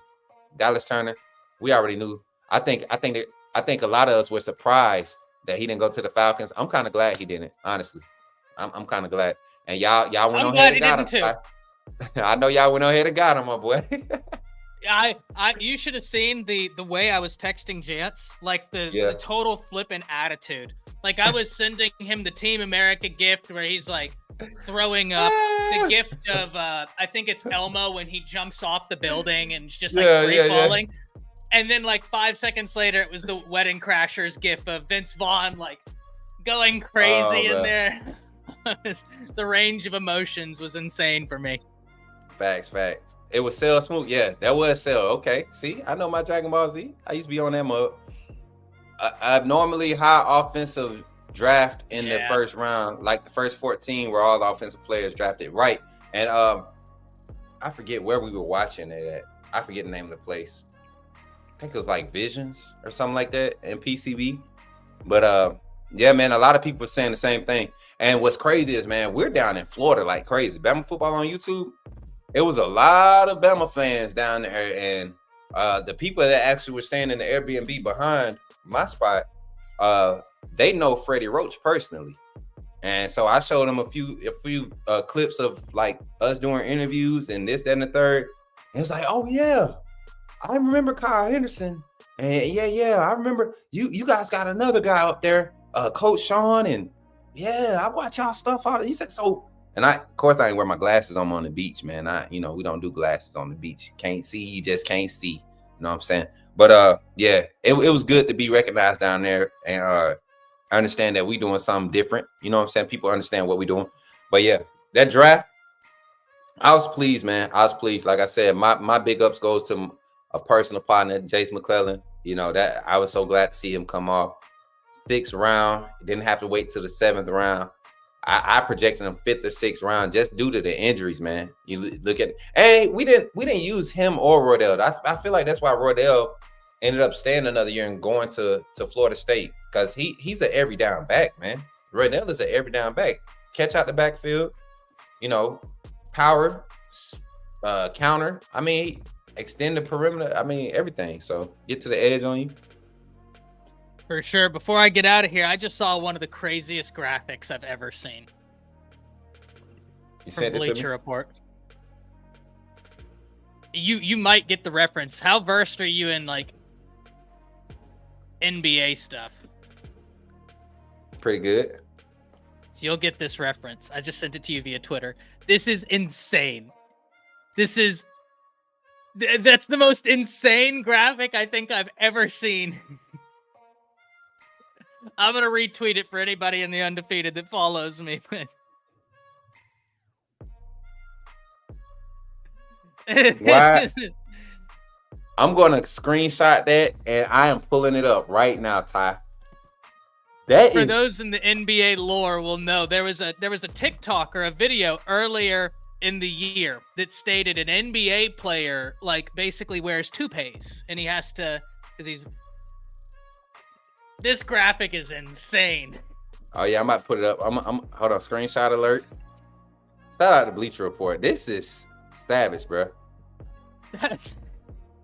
Run that story though. Tell them what the deal is, man. Because I don't think they're gonna get it if they. Well, there's an NBA player that they were like, oh, well, the guy, he basically has to get hair implants because he's like bald. And nobody ever knew who it was. But there was like all of these rumors like, oh, it could be this person. It could be this person. It could be this person. Well, now that, you know, Anthony Edwards and them boys just downed the Suns, this is the graphic Bleacher Report just put out. So they're narrowing it down for you. They're telling you. That's insane. And that's not Kevin Durant. I just want y'all to know that. That's not Kevin Durant. Look behind, right behind his shoulder. He's got the picture of him screaming in Kevin Durant's face. That's the most insane graphic I've seen. That's wild. Whoa, are you serious, Jor? What? Please tell me this is true. Alabama snags former Charlotte DB Cam Howard. Freshman. So you get what do we talk about? That intersectionality of experience and eligibility. And that's the thing, Ty. I told people if we didn't go out and get big names, it would be guys that could come in and be spot players. This is another guy. He's not going to have, like you said it. You said it earlier, Ty. A lot of these guys that we might end up pulling to create depth for this secondary room, it's going to be an opportunity for these freshmen to maintain what they've already established in this early spring. Bro, we have 6 freshman DBs right now that if they were thrown out there, we would still go 10-2 at worst. I'd feel good. At worst, we have that type of talent in the secondary. But the fact that you was able to secure Damani Jackson early, the fact that you was able to secure Keon Sabb early, the fact that you were able to get Malachi Moore to come back, you also got Devontae Smith, who is finally, right at towards the end of the spring, started turning it over and picking it up and really playing full speed, right? You got him coming back. You got Brayson Hubbard, who's in that secondary, who's going to provide some depth. Like, all that safety work, right? Now you go to the corners. You go to Damani Jackson. You still got Jaleel Hurley there, who, y'all remember, I had my worries. And I'm still not sure what the Jaleel Hurley saga is looking like. But it looks like he's not going anywhere. And if we can keep him at bay, I think that does some good for maintaining that depth and that quality experience. He doesn't have a lot of snaps on field either, but he has experience with his team. He has experience in this new system. Like, he's there for the basics, right? Then you look at the talent behind him, the young guys, Xavier Brown, Mincy, Red Morgan. You look at Jalen Mbakwe. Drake Kirkpatrick. Those names right there, Peyton Woodyard. Those names right there, you could literally put them out there as your dime package and not worry. Not worry. 6 DBs on the field, those 6, I ain't worried. Woodyard and Red Morgan over top. I got Mbakwe, Mincy, Brown. Mbakwe, Morgan, Brown, Kirkpatrick underneath. Come on, dog. What is AJ saying? We also just picked up Dermarian Coffee. He just committed. Is that basketball? That's basketball, yeah. Okay. Well, yeah. I'm not super well versed in basketball, so I wasn't sure. But yeah, now you got something to talk about right now. And I'm going to go make an omelet because I'm starving. So, bro, ladies and gentlemen. I had biscuits and gravy. I hate you. That's my favorite. I ain't got no biscuits to make. And I'm not going to make homemade biscuits for biscuits and gravy. For all my people in Atlanta, it's a spot called Egg Up. I think a lot of y'all probably know it. That's where I've been eating breakfast at for the past week or so since I've been up here. And yeah, it's that thing, brother. It is definitely all right, that. Ladies and gentlemen. I will see y'all tomorrow. Coach Smook, always a pleasure getting able to have this time where we get to have this duo. Can't wait to watch your segment. I got to go make an omelet because I'm really hungry. And Maya's looking at me being like, when am I going to get fed? So I got to go handle that before she decides that my leg is just as good as her dog food. I know that's right. So, you know she's a savage. Yeah. I will see y'all tomorrow. As always, roll Tide. Appreciate you, my boy. Shout out to my boy Ty Hayes, man. I'm sorry, y'all. I'm trying to get this post read. I'm loving it. All right, so that goes your other DB prospect that we were waiting for. Not a big name, like I said, like I've been telling y'all, not a big name, but a quality guy, another freshman guy coming in. I honestly believe that Ed Woods is still on the way. That's the second safety that we've been looking at. I'm starting to kind of figure out what this team is possibly trying to do, guys. And just bear with me before we get into the shout outs, and then we just kind of talk. We just gonna talk for the rest of the time. But I'm starting to feel like that this possibly might be one of those things where we might be trying to overload the safety room with hybrid corner nickel corners / strong safeties, because I think we might have an opportunity to move Drake Kirkpatrick out to the boundary. We might have an opportunity to move Red Morgan out to the boundary. And if you do that, now you have possibly like 3 or 4 deep at the boundary corner positions of talented guys that can rotate, not necessarily first, second, third string, but guys that can get in on sets that fit their strengths. So let's say, for instance, we want to run a strong zone scheme with an aggressive front. You want guys out there that can see the ball, play, not necessarily play in space, but cover his own, see the ball, watch the quarterback's eyes, break on the ball once it's released. You got 3 or 4 DBs in this freshman class that can do that. I look at how Xavier Brown, how Drake Kirkpatrick, and how Peyton Woodyard, all 3 of these guys, you got 2 boundary guys and 1 up top. They do that very well. They do that very well at a high rate. Then you turn around and you look at guys that can play and press, that can really get up and bump and run. I say Damani Jackson, even though he's not one of the freshmen. Damani Jackson, he good at press. I think Jaleel Hurley is more of a press guy, a guy that you want out there to be an athlete. And then over top, safeties that could walk down and press. You got Red Morgan. You got Keon Sabb, who could come down and press. Malachi Moore is good in first and second phase, cover situations. Not so much third phase. We still see him getting away from, guys getting away from him in that third phase. But even he, man, you're comfortable with him and taking those wins and losses. So you bring in another safety. I'm going to pull up this information here. I'm going to screenshot it. Shout out to my boy Brody Smoot, man. I always go and get my Cameron Howard. I always go and get my all my official releases from my boy Brody. He does some good write-ups, man.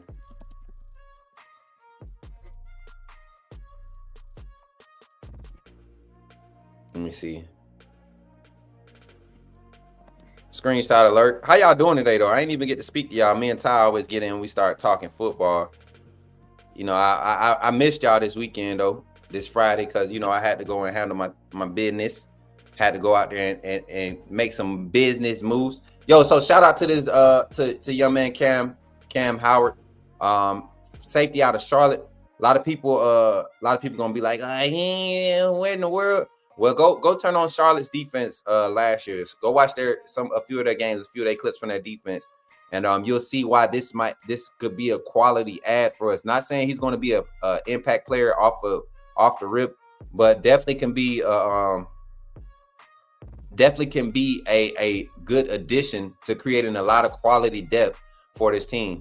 Like we said, freshman coming out for his freshman campaign. I think he fits the mold. He fits the makeup of what this defense wants to do. Let me pull up his profile.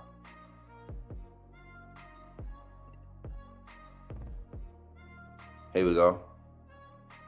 And this was an active guy. This guy was active all over the field with his limited snaps. 21 total tackles. Let me put this right here. 21 total tackles. Let me zoom in for y'all.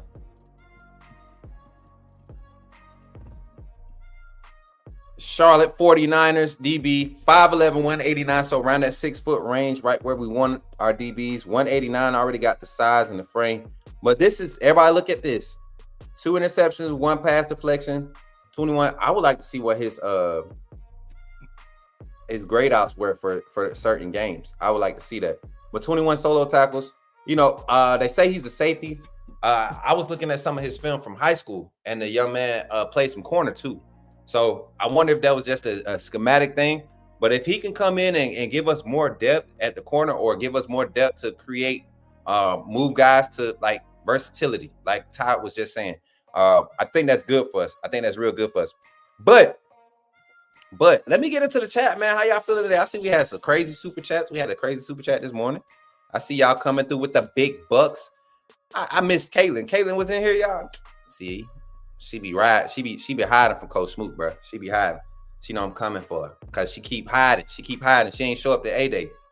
Does this mean Woods not coming? No, I think we still have room for 3 more guys. So, the portal doesn't close until tomorrow. Now, Ed Woods, if he doesn't come, it wouldn't be because of this young man. It would be because we're not necessarily looking for guys that need to come in and start right now. We don't need starters. I think, like I said, I truly believe that this coaching staff is way more confident in this young group of secondary than we're giving them credit for. So that's my take on it. What's up, Nicole? How you feeling today? Yes, sir. Ruben in the chat. Let's get it. Moon Rocker, that's big bucks. Ephraim. Okay. Big Ephraim came through with that $300 Miller. But yeah, you think we need a starter? I don't think so, Adam. I don't think so. I strongly disagree. I look at what this defense, the scheme, what it entails, man. I think you good. This is the perfect defense to kind of let true freshmen grow up in. You look at the way it's schemed up, it's a lot of match zone, man. And these kids, they played it at the high school level. They played that a lot, you know. Smook, you know why I wasn't at A-Day. I've been working. Yeah, whatever. The secondary is going to struggle early on, especially against Georgia. I don't think so. Adam, we're going to always disagree when it comes to evaluating Alabama, I see. What up, Larry? How you feeling today, my boy? That's it. We don't need starters, man. We need depth. We need guys that can come in and create quality depth. If they can come in and play at the same level or better than what our DBs are currently playing, I think that's who we're going after. You know, not necessarily looking for. Now, we're not just going out there and signing any old everybody. Of course, you want to go get quality guys. You want to get guys that fit the scheme. I mean, if a Will Johnson jumps in, go get him. But Will Johnson's not jumping in the portal. He's not jumping in the portal. The thing is, there was some talk Thursday. Y'all remember all the rumors about the NIL, Michigan's NIL not cashing checks and everything. So they came up with a new collective. They pushed out a lot of funding in the past, I want to say 14 days, 12 to 14 days. They pushed out a lot of funding, and that's quieted the noise, which we knew it would happen. You know, with the new coaches in place, they were getting some staff things aligned. We knew it would happen. Michigan ain't never going to be hurting for no money. So, you know, it was fun while it lasted, while we were trolling them and picking at them about they NIL stuff, but they got their stuff squared away. So shout out to Michigan. It's good. Man, that water good. We need to offer these DBs a chance to start. Nobody coming to sit the pine. The thing is, man, I mean, nobody comes in and says, hey, you're going to come in and ride behind these true freshmen. No, you got to come in and compete. You're not, I don't like selling guys on a guaranteed spot. For what? you just lost half the battle. You telling them you don't have to come here and prove yourself? Nah, bruh. Nah, we like what we see. If you can bring that same work ethic over here and ramp it up a little bit, we got you. We got you. Yeah, you got a chance. Let's see if you're the best. Facts. That's it. That's it. Competition breeds success. Exactly, Tim. So I'm not, my pitch is not, hey, come to Alabama so you can start because we got a lot of true freshmen. Nah, my pitch is, hey, there's an opportunity for you to come here and compete. We have some depth issues here. We want to try to address them. Maybe you come in and you add to and you're able to be an intricate part. We like your skill set. We think you fit the scheme. However you turn it over onto the field, that's what we're going to evaluate. Nope, I don't see none. You know what? And I don't look at the finished product. I see As a matter of fact, if we're talking about Terrion and Kool-Aid day one, I like these guys day one. And if they're going to have the opportunity to have that same type of progression as those two, they're going to be better than Terrion and Kool-Aid. That's Mbakwe, that's Xavier Brown, that's Mincy, that's Kirkpatrick. All four of those guys going to have the, because they're ready. All four of those guys are ready. They're ready to play right now. They're ready to play right now. They'll have some issues, just like Kool-Aid did his freshman year. I don't think y'all remember Kool-Aid and Terrion both had horrible first years on the field. Not great, not horrible, but they had spots, man. And some of us were turning our heads like, oh snap. Not want to say nothing because we're fans, right? Not want to say nothing, but the truth is in the details, like Coach Sean say. Kool-Aid would get, bad hand placement, but he was an athlete. He was a competitor. You're not gonna beat Kool-Aid more than once. Do I think Mbakwe? Cam Howard played at Philly Powerhouse St. Francis. He's like that.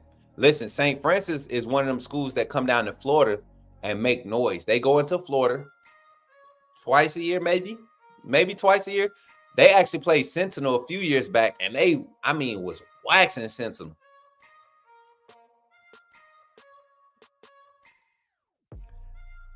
How big really is the jump for these 5-star freshman DBs? Do you think Mbakwe will be returning kicks?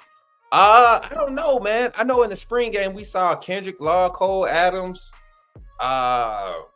Emmanuel Henderson, and Jeremy Bernard. Those four were back there doing the punt return, kick return stuff. So I don't know, man. I think if I have Mbakwe and that speed on my roster, I'm probably putting him back there for punts. True freshman. Yeah. What he said. Adam says, how big really is the jump? How big is the jump for these 5-star freshman DBs? What you mean, from high school to college? I'm not sure. I'm not sure what you're talking about. Chaminade, that's who it is. That's who it is. Chaminade was the school I was thinking about in Florida. That St. Francis go down and beat up on it every other year. I remember Kool-Aid and TA had their growing pains for sure. Facts. They had theirs. And they weren't even afforded early opportunities. Y'all remember Kool-Aid didn't get an opportunity until what that was, like a starter opportunity. Was it against Texas that first year? I can't remember. Was it against Texas or what?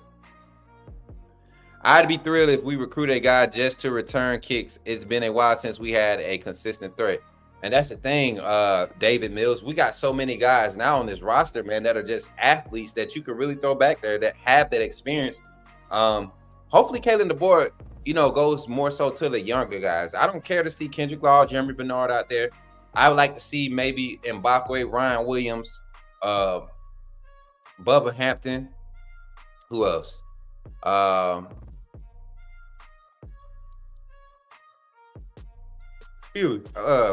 Dang, I just had a whole brain fart. Bubba Hampton, Amari Jefferson, when he gets on campus. We got a lot of speed out here. So I don't know. Who is the DB we just got, Coach Smoot? That's Cameron Howard. He's a transfer from Charlotte. Go look at Charlotte's games last year, and you'll see this young man. He played a lot of spot duty, played some nickel, played some free. Very rangy guy. Not the tallest, 6 foot, right at that 6 foot range, 5'11", 6 foot. Really solid guy at 190. Probably going to be, playing at 195 at Alabama. I think he might have an opportunity to provide some depth at the Rover and Husky position. Just looking at the early film session, looking at some of his highlights and some of the clips of him on the field. Nothing crazy, nothing spectacular. Did have 2 picks last season. But nothing's crazy, nothing spectacular, but quality depth, right? Somebody that's looking for an opportunity at a bigger brand, and Alabama offered him and he accepted.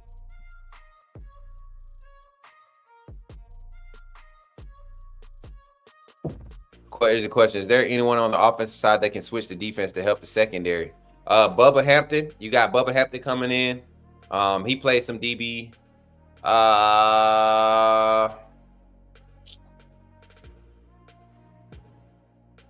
That's the only one off top of the head. Like right.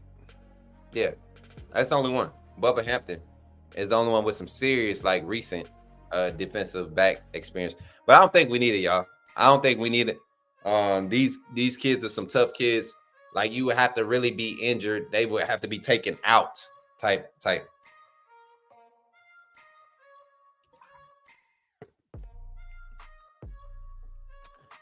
Brock, Brock just coming in late.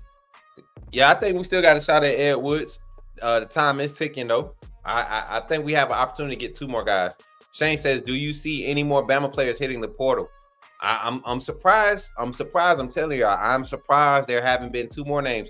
That goes to show you that this coaching staff might have a plan bigger for a lot of these guys. I'm telling you, it's something different about this staff, man. I mean, they doing it with the recruits that decommitted. They doing it with players that's, not having the best spring. I wouldn't be surprised, though. I think maybe 1 or 2, like I said. We saw the offensive lineman hit the portal last week. We saw I think we might, I don't know, y'all. The quarterback room should be intact when the season starts. I think it'll be this following year. We'll see if a few quarterbacks leave. But yeah, I think we might lose another defensive lineman. We already lost Perry. We lost see him his name, kicker. We lost James Brockemeyer, who is, like I told y'all, was going to TCU. So for everybody that keeps talking, I told y'all. Them boys want to be back in Texas. Cole Adams has burner suits. Facts. Nah, Tip, he really wasn't. He was one of the ones struggling, struggling with the transition to the defensive line. That move was very hard on him. But he might see the value in what they're trying to develop him into.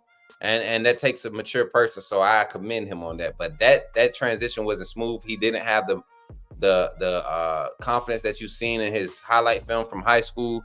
But he may take that as a challenge and start to present with this time in between practice and fall camp. He might take some time and just reevaluate the whole situation and be able to put it to work, man. Yeah, you're right, Tip. You're right. If you're saying that, then yeah, I agree with you. I think he's seeing what he can possibly develop into. And this is a hot team, man. If you want to create some film for Portal next season, keep working hard and get on the field. You don't know how this turns out for you. You don't know how this turns out. And that's what gets me about college football now, guys. Like, guys can really have an agenda and say, all right, I'm gonna just go out here and play good so I can possibly get picked up in the portal. I mean, that's a realistic thing to consider when you're a coaching staff. So yeah, y'all, I'm one of those guys. I'm excited about all of the prospects that we have coming on campus. Like I said, I don't get excited about portal. I like when we get guys. I like when guys sign to Bama, or they transfer to Bama. But I just hate the whole idea. I ain't gonna say I hate it. I don't like the whole idea of portal. You know what I'm saying? Like the transfer. Let's get some structure on it. Let's allow these kids to, learn commitment, all of those good things that create better value for the league ahead. But what did we talk about today? We talked about a few portal things. We talked about the breaking news about Cameron Howard. Talked about possibilities of getting Ed Wood. We talked about some of the draft. I want to hear in the chat. I want to go to the chat right here. Tell me who was a surprise in the draft for you all. Bama player. Yeah, let's do Bama players only. And while we do that, I'm going to go ahead and do this.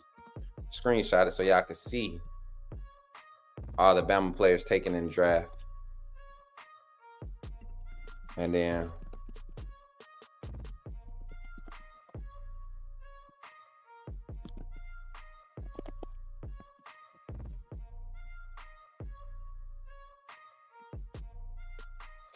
all right, so let's check this out. Then we got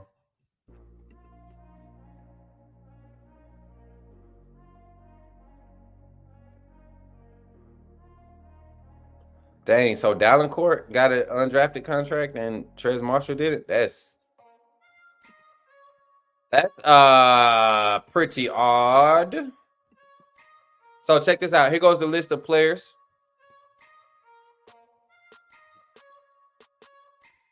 And y'all see it. Let's talk about the first, what's that? 6 right here. J.C. Latham, Dallas Turner, Terrion Arnold, Kool-Aid, Chris Braswell, Jermaine Turner. All guys, all dudes that contributed to the success of last year's team, right? Nobody on that list got by. J.C. Latham to the Titans was probably the most obvious. I saw the Titans. They were pro day. That's the only person that was talking to. They the only team that was like really, really like following JC everywhere. So that was cool to see him drafted at that position. To the Titans. I'm sorry, Jermaine Burton. I would have never picked him. What? Adam, something wrong with you, boy. Something wrong with you, man.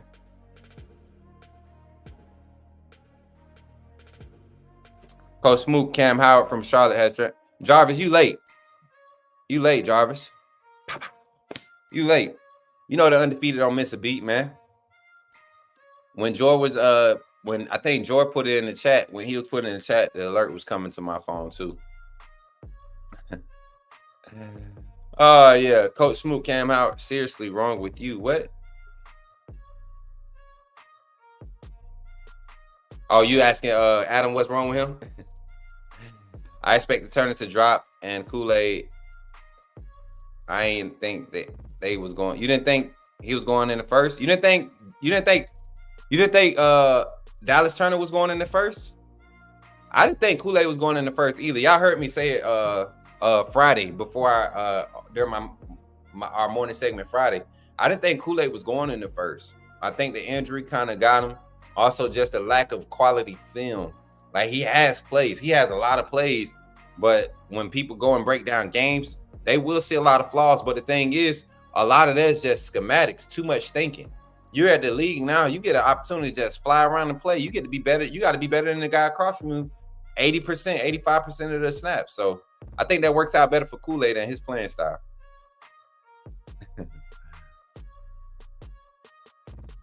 Yeah, we about to get I think we'll probably get one more before the day over. I think we'll get one more. I think we'll get one more commit before the day over. I was gonna wait till tonight to talk recruiting.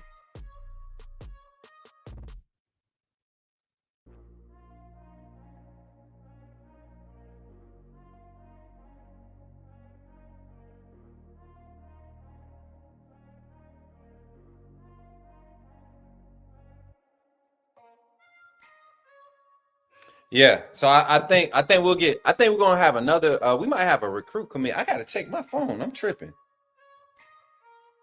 We might have a recruit commit tonight, and I might be able to have him on the show.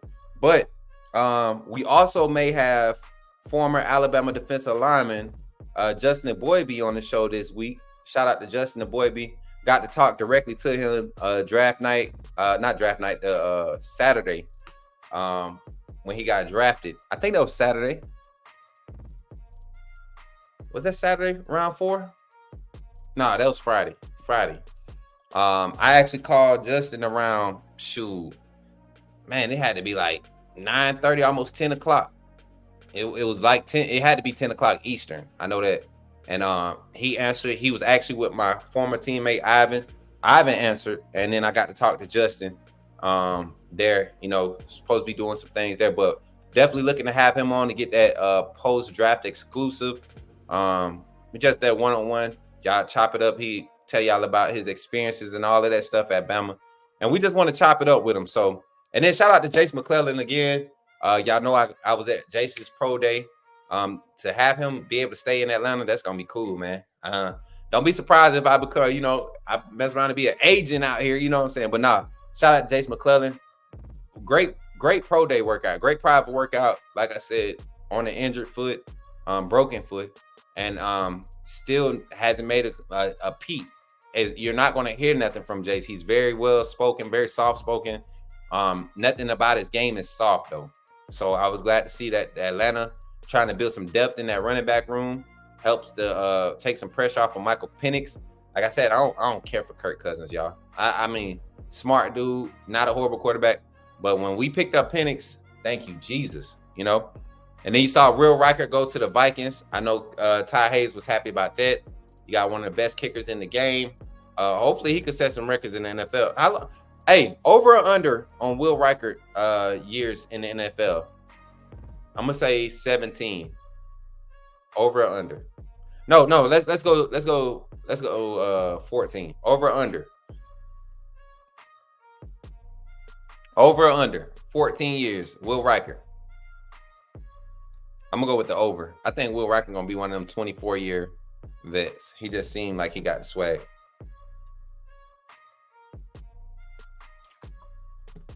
My boy Shane B says over.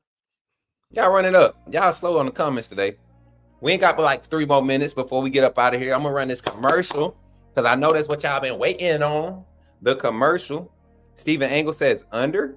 You don't think Will Riker is gonna play more than 14 years? Under? Over. I'm thinking over too. Jimmy says over. Larry says under. You say 12? He's a kicker. Adam Vinatieri was in the league for like 19, 21 years. Some crazy junk like that. About 15. Yeah, I'm just saying, man. Kickers last a long time. And he's a good kicker, so yeah, barring any crazy stuff, I think my boy gonna be in the league for a while. But yeah, so Will Riker got picked up, and then of course somebody that surprised me, don't too much, understand how, but Jalen Key to the Jets. Like y'all, it's just certain things that you see on film, and Key is one of those guys I don't like watching their film. Nothing against him personally, but that a lot of technical issues when it comes to playing that safety position. So yeah, that's my reaction to the draft of Bama players going to the draft. But with that being said, y'all, I appreciate y'all for hanging out. Let me run this commercial. We're gonna thank our sponsors real quick. Then we'll do a little chat talk, and then we'll get on up out of here, and I will catch y'all tonight. Special thanks to our sponsor, Residence in Ocean City, Maryland. Guests can book at residenceinOC.com. Use the promo code LPR for special Bama football pricing, up to 20% off. Also, go to therogueshop.com. Use the promo code Bama. You get legal CBD. For me, personally, I like the topical oil. You know how intense my workouts are, right? So I like the topical oil. I like to rub that on my back, whatever, after those cinder blocks. So go to their website, cruise down, look through their website, and definitely check out rogueshop.com. And like I said, I like the topical. Again, the promo code is Bama. Also, think about becoming a fan funder right here on Bama Football on YouTube. Become a part of the Undefeated as low as $2.99 a month. That's 10 cents a day. How do you do this? Make sure you're logged into your account. This is on a computer. You can also do this on your phone and look for the tab that says membership. Once you click membership, you can see different options. You can see an upgrade button right there to the right if you want to go through the different levels. We have fan funder videos from the staff right here at Bama Football on YouTube. Very easy to navigate. Let us know if you have questions inside the comment box when trying to upgrade or renew your fan funder membership right here on Bama Football on YouTube. And of course, if you want to rock that undefeated gear, check out our merch store located at the bottom of the videos. We appreciate Patriot Life, Cynthia, Antoine, Caitlin, and to everybody else that supports us right here on Bama Football on YouTube. Yes. Much love to everybody on the chat, showing love, supporting the channel. Continue to be fan funders. If you're not a fan funder, make sure you hit the link and go ahead and become a member of the team. We're trying to do some big things this upcoming season. I will be putting out information for the as a matter of fact, I'm gonna do that on my live. I'm gonna go live on my channel. I'm gonna put that on my channel. But tonight, I got a surprise for y'all. For all 158 of y'all that's in here, right? Y'all been asking. Y'all been asking for a certain thing from me. And I'm not gonna say what it is, but tonight y'all might get it. So make sure you follow your boy at Coach Smoot at Coach Smook on all platforms. And make sure you tune in for the closeout session. Show up tonight, 6 p.m. Coach Jarek will be popping off at 6 p.m. Then you got Coach Sean at 7, and then I'll be following him up. And yeah, just tune in tonight, because it's gonna get real spicy, real interesting. But it's gonna get real spicy tonight. We're gonna pop this thing off tonight. So y'all make sure y'all be there. You don't want to miss tonight. Gonna be something different. You know, we're gonna pop this thing off, right? All right. So hello? Yeah, thank you for calling Coach Smook Bama Football on YouTube. What do you want to? Hey, but I'll catch y'all on the flip side, man. If you enjoyed the show, make sure you run the likes up on this channel. Make sure you sharing it up. Make sure we get everybody in here tonight. I want to see at least 300 live. 300 live tonight. 300 live tonight. Let's get it. I'm gonna put out a flyer. I'm gonna put out some information, but I'm going live on my channel in about 2 hours. I'm gonna make a few announcements about some things. Caleb, gotta pull up to find out. Make sure y'all pull up though, man. I appreciate y'all, each and every one of y'all that have come through and show love and continue to come through every day. Can't wait for us to kick this off again tonight, bring some new energy, some new vibes.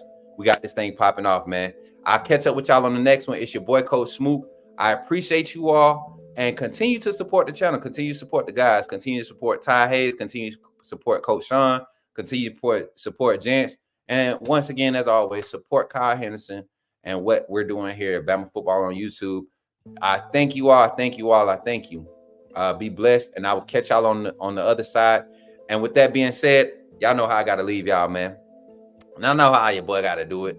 Let me get right. Let me get right. Let me get some of this right here. Good. But I'm leave y'all with that big old roll.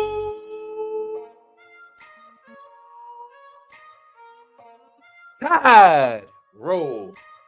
I'll catch y'all on the next one.